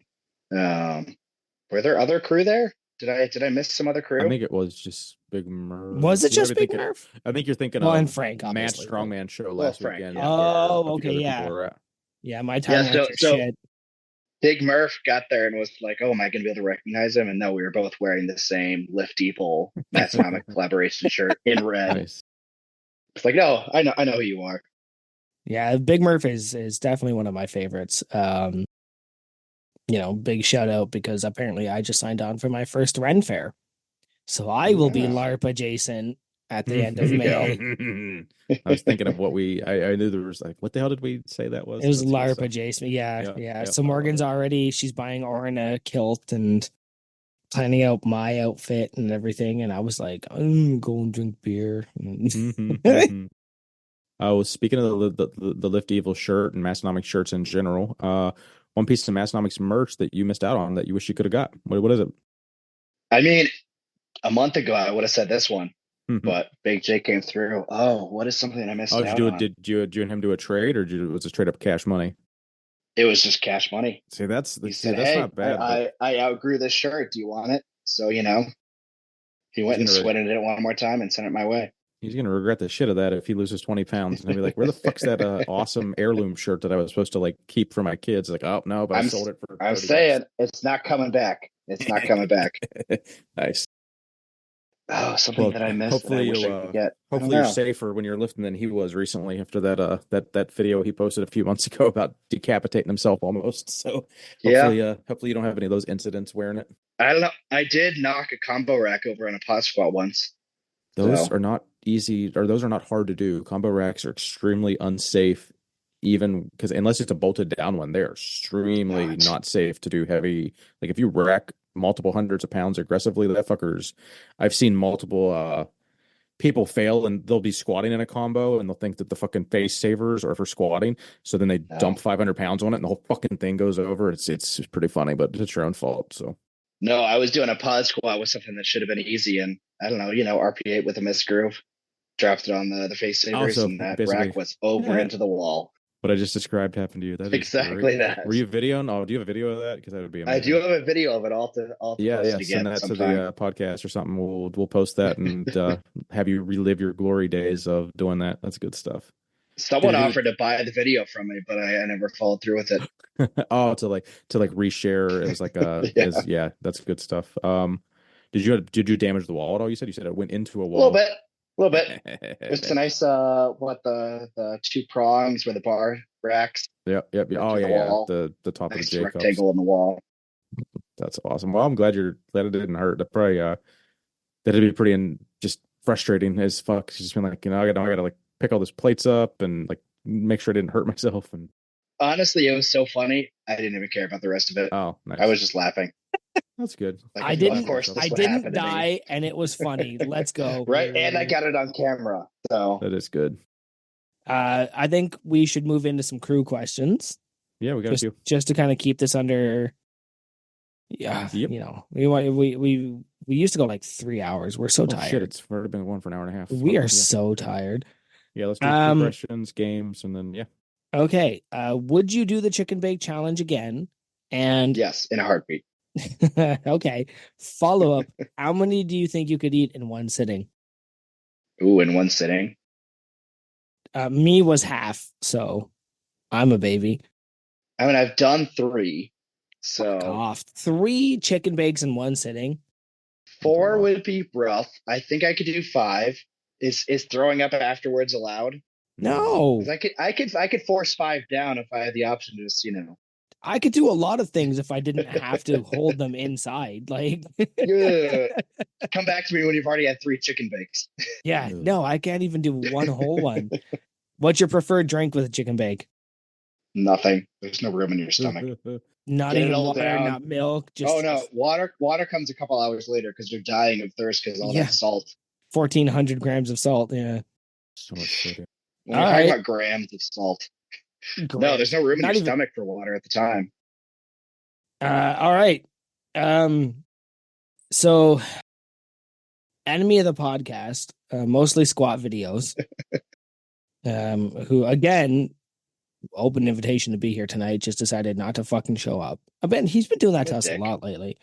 But he wanted me to ask you, are you his doppelganger?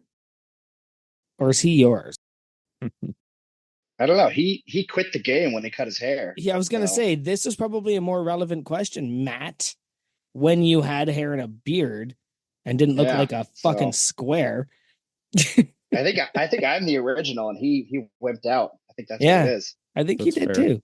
Yeah. Was I the first Couldn't one handle that called out that doppelganger there? The similarities between the two of you? I think I commented that on Instagram a long time ago, at least a year ago, probably. That was good stuff. I'm not on Instagram. I don't know. I'm pretty sure I at one point saw one of his videos and I was like, wait, is that me? No. What the fuck is that me? I wonder if he I just had the epiphany that like maybe I should actually try texting him on his personal phone, because I'm assuming that, he obviously has someone running his page for him. He doesn't actually do his own work anymore. He's got an admin. Well, he's AI. Just ignores all his DMs, and his main page the is AI definitely creates the material, but I'm sure he pays some fucking college kid $5 an hour to just ignore people DMs and go and like some random comments and stuff. But I also think is he on Android? Because if he's on Android, then I'm never. How do you tell? I'm just never gonna. Is it green text or blue text? Because if it's green text, I'm just never gonna talk to him, and that's not on purpose. He seems like an Android kind of guy. He does seem like an. Oh yeah, yeah. He's probably like, I'm not fucking buying that, or whatever the Boston accent is, or you ain't getting my khakis. All right. So FMK Mount Rushmore, probably. So no, what's up with giraffe weevils? Yeah, I was so confused when I saw that question. What's a giraffe weevil, and what's up with that? And that comes from Big Morgan. Wait, what? I don't know. Which Big Morgan? Your wife. My wife said, "What's up with giraffe weevils?" And that's why I was like, I don't know. Yeah, but no, let's look it up. Now I'm interested. Unless the copy and paste, because I screenshot everything and then I copy and paste it into the notes. So unless the copy paste on Apple got stupid, like I don't know. I've got to say, this is the first time I've ever heard of a giraffe weevil. I may go and unless maybe she was trying to DM one of us directly. It definitely was not for you. The giraffe weevil. I mean, looking at a picture of it, I could say, "What the fuck is up with giraffe weevil?" It's a beetle from Madagascar, and unfortunately, the part of the reason I keep getting up and running away is my daughter is losing her shit trying to go to sleep right now, so I can't even go ask Morgan why she wanted to ask you. Oh, I love it. We'll have to follow that up next week, because I love my wife and I love Instagram, and everything goes together just fucking flawlessly. Always. So yeah, giraffe weevils are a weird looking weevil from Madagascar that have a big long head. They do look weird. I'll give you that. And why would you know that? Well, I think she would probably want to know that. All right, as a scientist, I can say they officially look weird. That's the scientific assessment. I also agree. What the fuck? My next dissertation is on what the fuck is with giraffe weevils. I gotta look into this. Maybe we can get a medicine out of them. All right, Big Sam, I'm gonna ask you one you probably know something about. So I want All your right. Mount Rushmore of places to Okay. scuba dive. So your top Okay. 4 scuba diving locations you recommend to Top people. 4. The ER. So number 1 is gonna be my most recent. It was in Hawaii. And in Hawaii, volcanic island, you can actually dive through lava tubes. No lava anymore, but it's just a big tunnel underwater, which I think is really cool. Terrifying. That's so Like cool. what kind of diameter are we talking? Like, About a foot wider than a person. fuck that. That's enough. No, that's enough room. No. And there's lobsters in there, so you got guys clawing at you while you're in there. Fine. Nice. Let's see. Number 2 is one. I'm going to put it on there because it's just a cool idea. I've never done it. But in Iceland, didn't get a chance to do while I was there, you can dive between tectonic plates. So it's just a chasm that goes through, and on one side it's the Eurasian tectonic plate, and on the left side is the North American tectonic plate. And you can touch both of them, and you're between 2 continents, and it's like 20-degree water. It's great. That one terrifies me. More so than the first one, or I'm gonna look up videos of that one. That's fucking terrifying because tectonic plates, like, they can destroy countries. Like, I'm not. it's a slow process. You can get out of the way. All right, yeah. Let's see. 3. I'm gonna say the Keys, just because there's so much diversity. What you can see there, the water temperature is great. You don't even need a wetsuit. You can just go in with a bathing suit. Water temperature is great. Feels nice. And there's just a lot of reefs, a lot of wrecks. One of my favorite wreck dives. So it's similar to the lava tube. You can go down 100 feet underwater. You can swim into a wrecked ship. I think legally you're only allowed to do it if you can see the other side from the opening. But, it's a suggestion. No one's going to check while you're down there. In Florida, it's all suggestion. It's Florida. I mean, come on. Who's going to stop you? They're too busy suing Disney. It's fine. What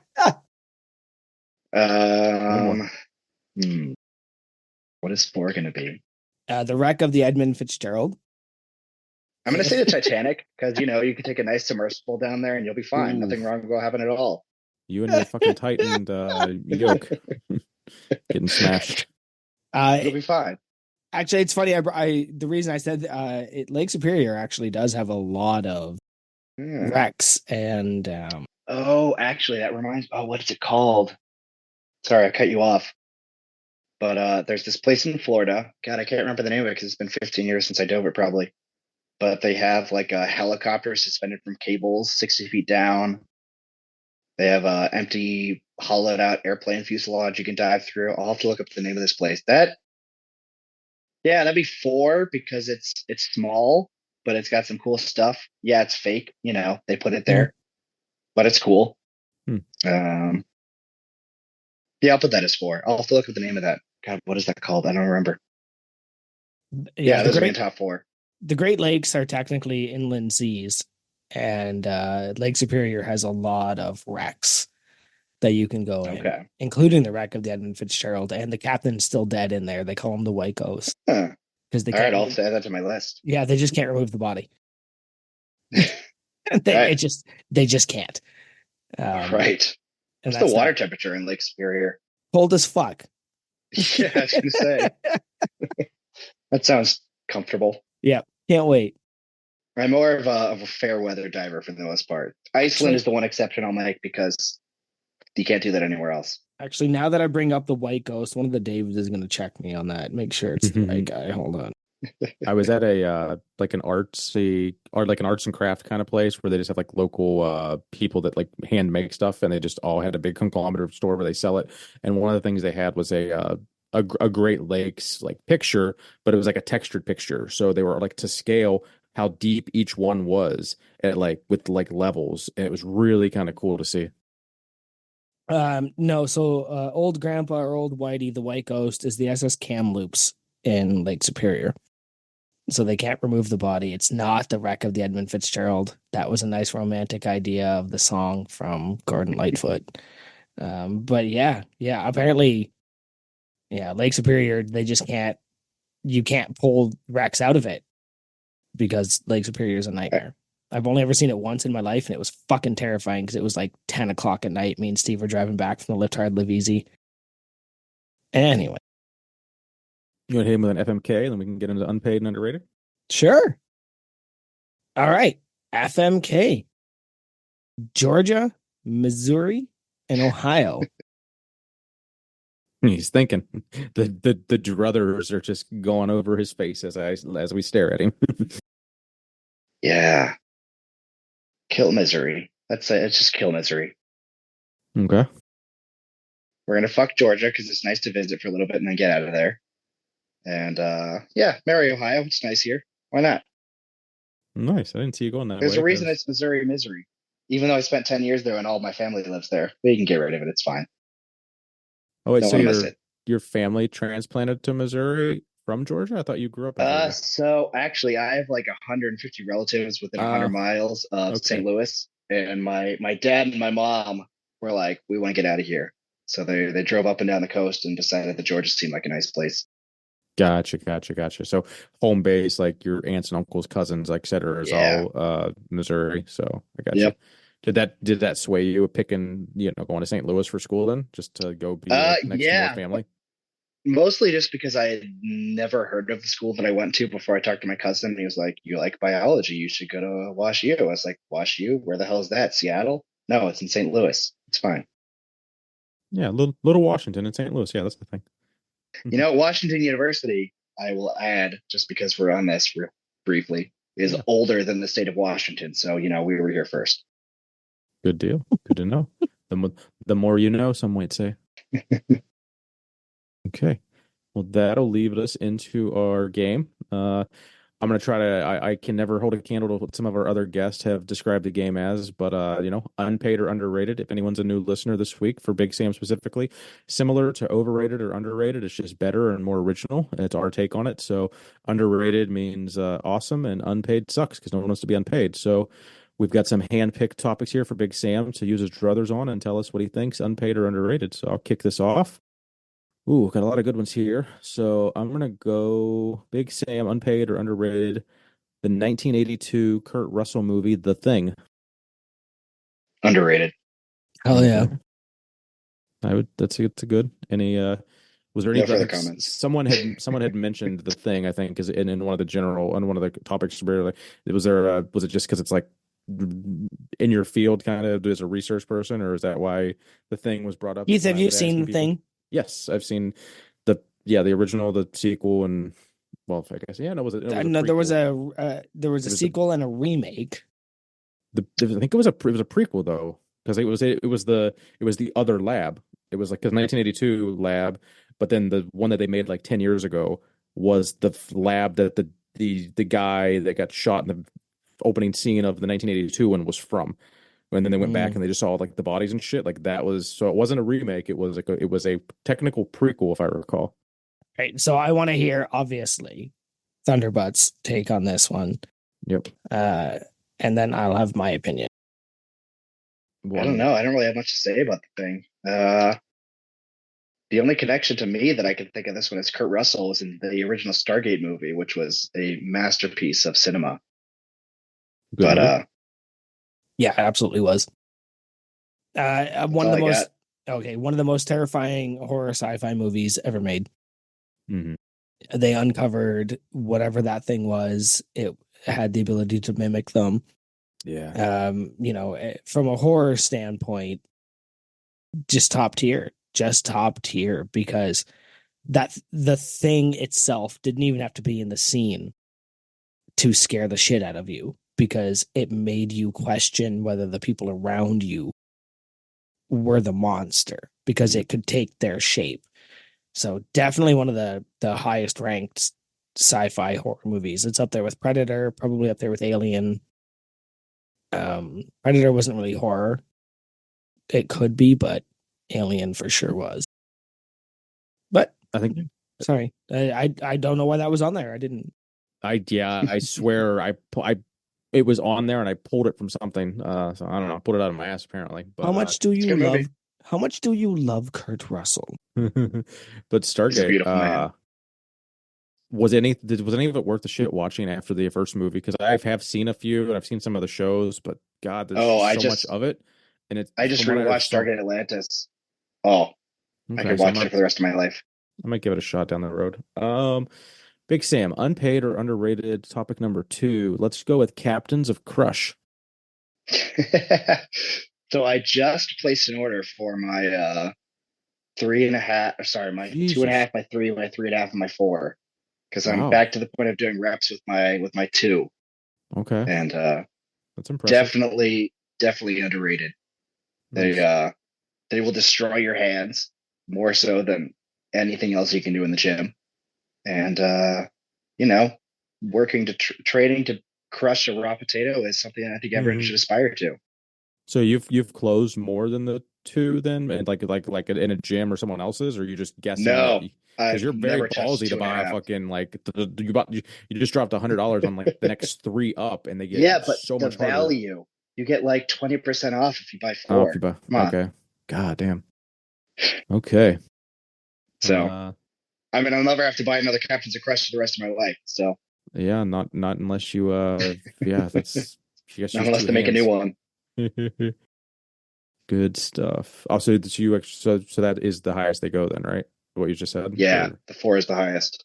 nice. Technically, you can get certified after you close a 3, but they keep going. Okay. Well, my third and final, I'm gonna go with something that's near and dear to me. Well, the opposite of near and dear, something I fucking loathe. So let's see where you're at on it. So, unpaid or underrated, spreading mulch. I'm a person who loves absurd physical punishment, for lack of a better phrase. I mean, I just did a strongman competition and then a powerlifting meet the next day where I had to do the entire strongman competition fasted before weighing into a powerlifting meet. So I had a ton of fun spreading 2,000 pounds of mulch on my backyard a year and a half ago, 2 years ago. Yeah. It there's just something about brute physical labor that appeals to my soul, and yeah, underrated. I get that aspect of it. My loathing for spreading mulch was as a kid, my parents had literally like 80% of our yard was fucking flower beds, and I had to spread mulch and pull weeds all my childhood as like a Hmm. fucking a chore that I was forced to do. So I got away to not have fucking flower beds and not have mulch as an adult because fuck that. I hated that shit as a kid. But yeah, like when I've done shit like that, like, running a shovel and a wheelbarrow and shit at work, like yeah, it's a great fucking workout for sure. But it's just traumatic for me to think back of like all the hours, like dozens of hours doing bullshit like that. I hated. So, well, I that think for concludes. me, it's because I work in a research lab and I'm a Yeah, yeah. scientist, and 99% of my time is dealt with very small things that you have to be fragile and delicate with. And doing, lifting, doing raw physical tasks, it's just breaking the mold of what people expect of you. Like, I once had to lift, and either of you probably know this, being a biosafety cabinet. It's a fume hood that's like 2,500 pounds, and some idiot was propping it up on like textbooks in a lab I was working in once, and it fell over. And Oof. they're like, "What the hell are we gonna do? It's in this tiny closet. We can't get machinery in here." And they're like, I know who to call." So I had to go and like lift this thing up. I was the go-to guy in the science lab if you needed something heavy moved. It's a One title I wear with honor. nice. One follow up before I hand it over to Joey. Have you met someone that rivals you in strength in your field, Ooh, in my field. or Um, someone you've worked with, like in basically yeah, in your field? have I actually met someone in my field? No. I work with the tallest, lankiest motherfuckers you've ever met. Like without fail. They're all like 6'2" runners, 6'5" runners, or like rock climbers. Some of those. Oh, if you work with rock climbers, bring your captains of crush in. Like rock climbers Oh love the yeah, fucking yeah, grip. yeah. So yeah, my lab that I was in for my thesis work, he was a rock climber. So yeah, he had one of those, fingertip hang things above his office door, and we would just screw around sometimes Friday evenings. Who can hang the longest? And he had me beat on that. But he only weighed 135 pounds. So did he really win? No. Did he? It's funny because we've mentioned before where I work, and I won't say the name of the place, but sometimes I go in the morning and there is an entire pallet of shit in front of where I need to be, and I won't wait for the forklifts. I will literally pick it up and drag it out of my way, and the look on their faces where I'm just like, it's in my way. They're like, dude, that's 300 pounds. And I was like, it's in my way. Like Gotta you get can't. there. Yeah. I'm gonna I move need it. to, I need, it's in my way of where I need to be. I'm moving it. That's funny that you say that because, like, yeah, I do that all the time. All right. I guess I'm up. Unpaid or underrated. Now, this one has a little bit of a personal thing for me. Being cited in research articles, but Ooh, hold on, at Masters. Because normally when you said earlier that you're not even, you don't have a doctorate and you're I still writing papers, that's incredible, I have man. Let's published not. 5 papers, and I have an H index, if you know what that means. H index is you've published N papers with at least N citations. So Okay. my H index is higher than most junior faculty. And a lot of people listening may not understand. That's fucking incredible. Like It was a lot of that was so cool to see when you said like I thought you were a doctor and you were like, no, I'm a master's. And I was like, I'm sorry, you have how many research papers published at masters? So yeah. So I was a product of being in the right place at the right time, talking to the right people, but also just being stubbornly persistent. Even I mean, my first paper I published as an undergrad, um, just because I found this problem. And my bench mentor ended up leaving the lab that I was working in. It was like, well, someone has to finish this project. May as well be me. Um, and just kind of continuing that over the years. Um, yeah, so I finished with the master's. I definitely could have finished the PhD if I wanted to, but it was at the end of the day, it was a question of, well, I know what I want to do with my life, and I could either stay in academia and get paid beans yeah. for the next 3 years, or I could go in industry and do the same thing I want to do and actually get paid a reasonable amount for it. So Yeah. I think that explains that a little bit. I just wanted to put that out there. That was so cool to hear. And as somebody who's I've never been published, but because I did my bachelor's in undergrad, and then even my teachers went, no, you hated this. You wanted out. I was like, oh, I fucking did. I wanted out of academia so fast. That was just really cool to hear. So that actually leads me into my next one. Unpaid or underrated fruit flies. Unpaid, 100%. How many fruit flies did you have to milk?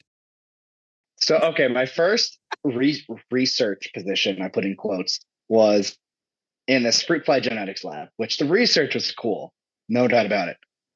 But my job was to go to the basement of the adjacent building and use what can only be described as a modern day witch's cauldron to brew up gallons upon gallons of fruit fly food. And then I would take said fruit fly food. It has like boiling and smelling of citric acid. Take it back to the lab. Take these tiny test tubes that had 20 to 30 fruit flies in them, and then transfer them individually from the old test tube of old rotting food to the new freshly brewed in the witch's cauldron tube. That's gross. I hate fruit flies. They're the worst. Is there anybody? But I got really good at not losing fruit flies while transferring them from one tube to the other. I don't think there's anybody on the planet that's like, you know what I fucking love? Fruit flies and bottle flies. Send them my way. The thing is, after you work in that lab, most of those fruit flies are genetically modified. Yep. And so every day when I left work, I would be like, there's a fruit fly buzzing around that trash can outside the building. Did that come from the lab, or is that, I hope that's not one of ours. And I'm pretty sure they're all genetically modified now. There's no way they all stayed in those tubes. So, like, wait, if you're ever going to watch this campus, it's probably genetically modified. It's fine. Fine. Okay. I thought you were going to say like every fruit fly is GMO at this point. I mean, honestly, at this point, there's enough labs doing enough research. I mean, Florida, I think it was Florida released a whole batch of genetically modified mosquitoes like a decade ago. So they're probably all out in the wild. Great. They made one that was like resistant to some disease and they got permission to release it because they argued that, oh, no, they're definitely going to stay in this 10-acre plot that we Yes. released them. No, they're not. If, No, they're if not. mosquitoes know anything, it's it's boundaries. Yeah, definitely. Fucking Florida. All right. I might have two more. Let's see how the next one goes. Unpaid or underrated, all you can eat sushi. Underrated. I'm surprised we didn't bankrupt that place we went to. So me and my housemates, we went to this place downtown that we found in St. Louis. It's like a 45-minute metro right away. And then this is when we were freshmen. And then we moved off campus, just off campus. And like not 1 week later, we get this flyer left on one of our car's windshields. It's like, we've opened a new location 2 minutes down the road from you. We're like, oh, it's on. So we went there at least once a week. And they're still in business. Now they have like 17 locations across the city. Good sushi. Now you have to be careful when you go. You can eat sushi. A lot of places, not going to end well. But if you find a good place, I mean, that's good protein. Yeah, I definitely miss fuck with sushi after having kids because you can't go to sushi with kids. So like maybe you pick up. We've taken our 2 or 3-year-old now to sushi places. He loves sushi. My He just gets the 2-year-old, veggie rolls. she would be so fucking in, right? Like, because she just eats everything. My 4-year-old, he will not eat anything that's not chicken nuggets or grilled cheese. So, but I distinctly remember going with my wife to sushi all the time. Okay. Well, if you're ever in St. Louis, Sushi AI is the place to go. That sounds made up. Is that the place from the X-Files episode? Probably, but it's real. I've been there, I think. All Are you right. sure that Matt gets all his memes from? Yeah, that was another science fiction thing. Do you remember that? Do you remember that episode? It was in the final season of X-Files where Fox Mulder refused to leave the tip because they were robots. And then the entire episode was about AI robots chasing down Mulder and Scully. Good times. I should rewatch that series soon. I love X-Files with a Did you ever watch the revival? passion. Well, I'm talking about the revival. This is from that. Oh, was that in the revival? God, yeah. it's been too long. There was, I think, 1 or 2 seasons in the revival. There was one really fun episode with the lizard man who got bit by a human. And it was that guy from, it was the Australian guy. And he was the lizard that got bit by a human. And he was the were-human. God, that episode was really funny. And then this episode actually almost had no dialogue where, yeah, they were at a sushi restaurant and Fox was like, I'm not leaving a tip for robots. That's ridiculous. And then the entire episode was them being chased down by AI, just absolutely mad at them for not leaving a tip.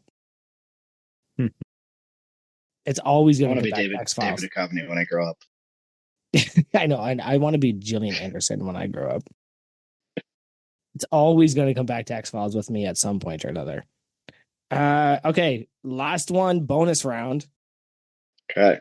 Unpaid or underrated, chewing loudly. Loud mastication. Oh, God. That his reaction is broken. That's great. I love that. Oh, I'm going to say underrated just because I know it pisses my wife off so bad. That and drinking water. Apparently, when I drink water, I'll down like a 32-ounce bottle of water just in 10 seconds, but I'm just like, gluck, gluck, gluck. I don't notice it, but she does. Oh, I would too.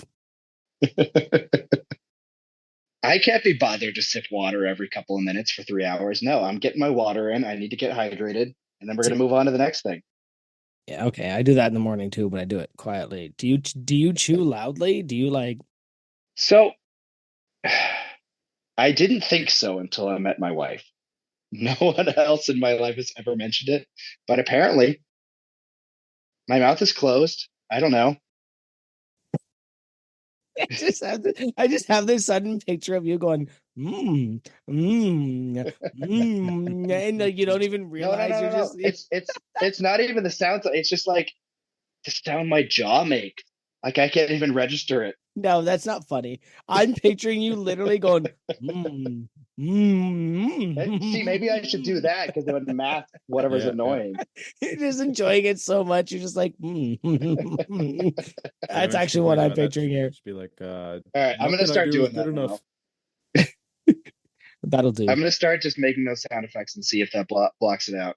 Yeah, what you want to do is you want to go to the Brooklyn Nine-Nine episode where they try and guess how Captain Holt will react to marshmallows, and just do that every time you eat. Yeah, R.I.P. Captain All Holt. right. Just right. in everything you eat. All right, I guess you passed unpaid and underrated. Yeah, we'll give you this one. Did anybody else get disappointed? Didn't ride the line. No, you did not. Do you guys ever get disappointed when they don't say unpaid and underrated on the main podcast? I think in my head it's just like maybe I hear it as ours. What's really frustrating is like when I send out the show notes or when I send out the questionnaire to people, I have to still put like underrated or overrated. Like I can't even say it right. It's such a foreign. It doesn't even sound right. It's unpaid or underrated. Like every time I hear Tanner say it's like, so we're ready to pay or play whatever the game is, and I'm just like, it's unpaid and underrated. And then he says their version, and I'm like, no, it's not. I did hit Tommy with an unpaid or underrated, maybe even a couple. I can't remember, at least one when I was on there a few weeks ago. So I did get our plug in on that. So that was my claim to fame for that episode. So it has been played on the sister podcast at least once.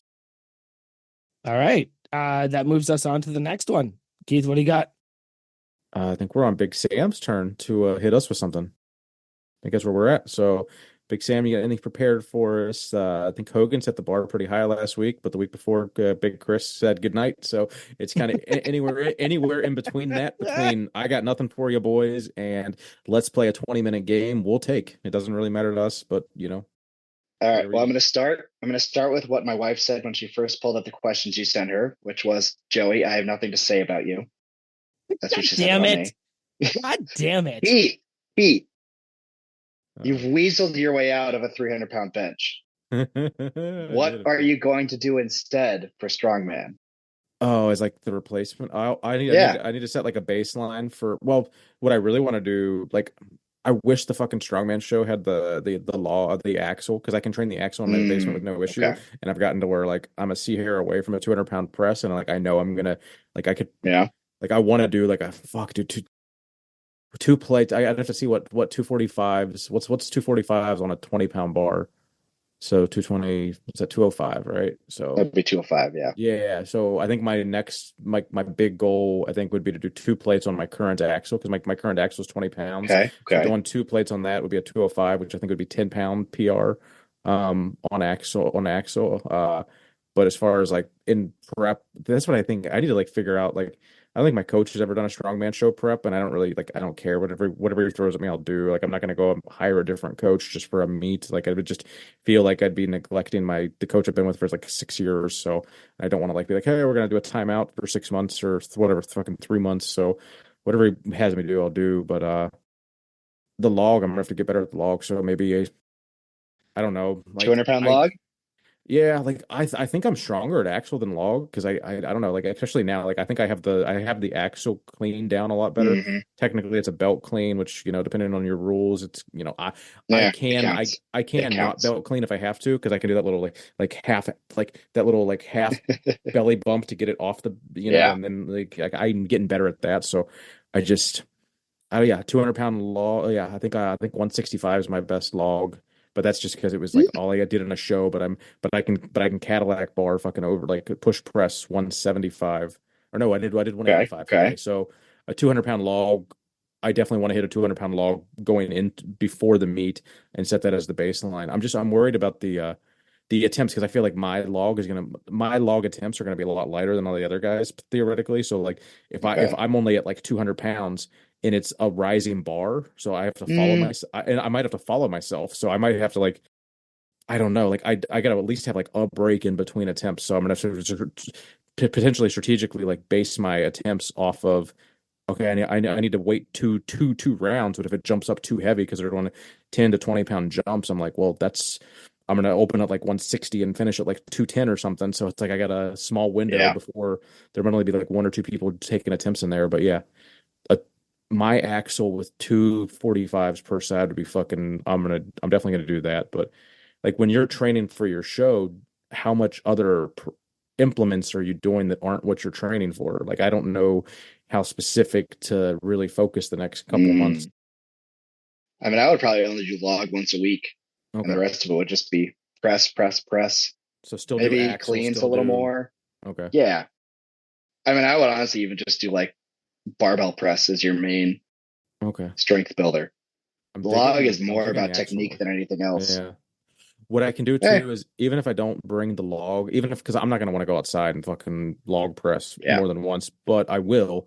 But I'll bring the log back down. This will suck carrying that fucker downstairs, but I think I can bring the log downstairs and still do cleans like Yeah. on a secondary day, just clean to my chest and not press. Or I could Yeah. do a seated press, but I don't know if that's really beneficial because Mm, I mean, it gives me can't use your more. legs. You can't really. Yeah, but it'll still. I feel like I'm going to get as much out of the Cadillac bar doing a because that's at least the Yeah. neutral grip. So I Yeah. tried to fucking. I don't know if you saw the video. I was clean and pressing the Cadillac bar today. That was a fucker. I could only get up to like 155 because it got. I jumped. I should have gone like I went 155 to 175 and I couldn't get 175. Like I felt like my biceps were going to Mhm. explode because I couldn't lay it on my chest and like roll it up my Right. stomach like you Yeah. would. I was doing it all like free-handed and Just. it was just Yep. too much. It was basically like trying to curl 175. Fuck, I couldn't do it.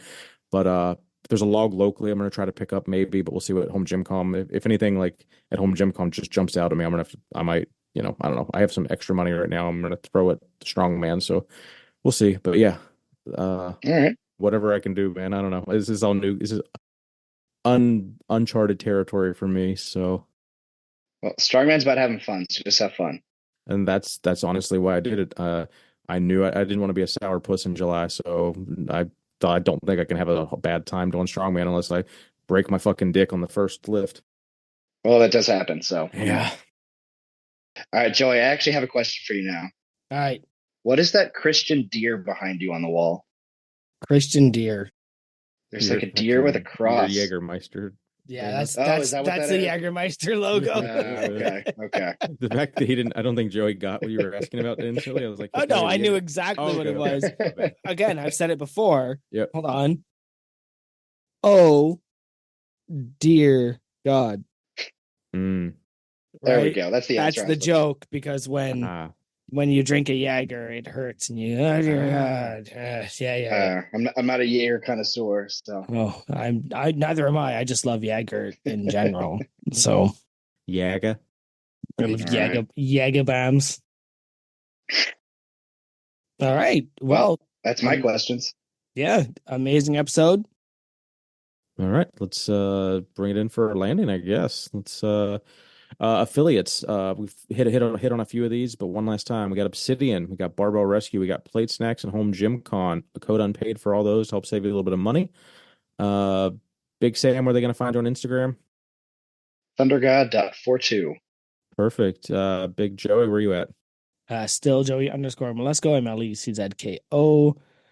But just make sure you follow me at my orange gym at No Wine Cellar. It's the best place you can find me. Yep, the No Wine Cellar. That's the best place you can find me and all of my kids. Awesome. And you can also find him at Unpaid and Underrated Podcast on Instagram.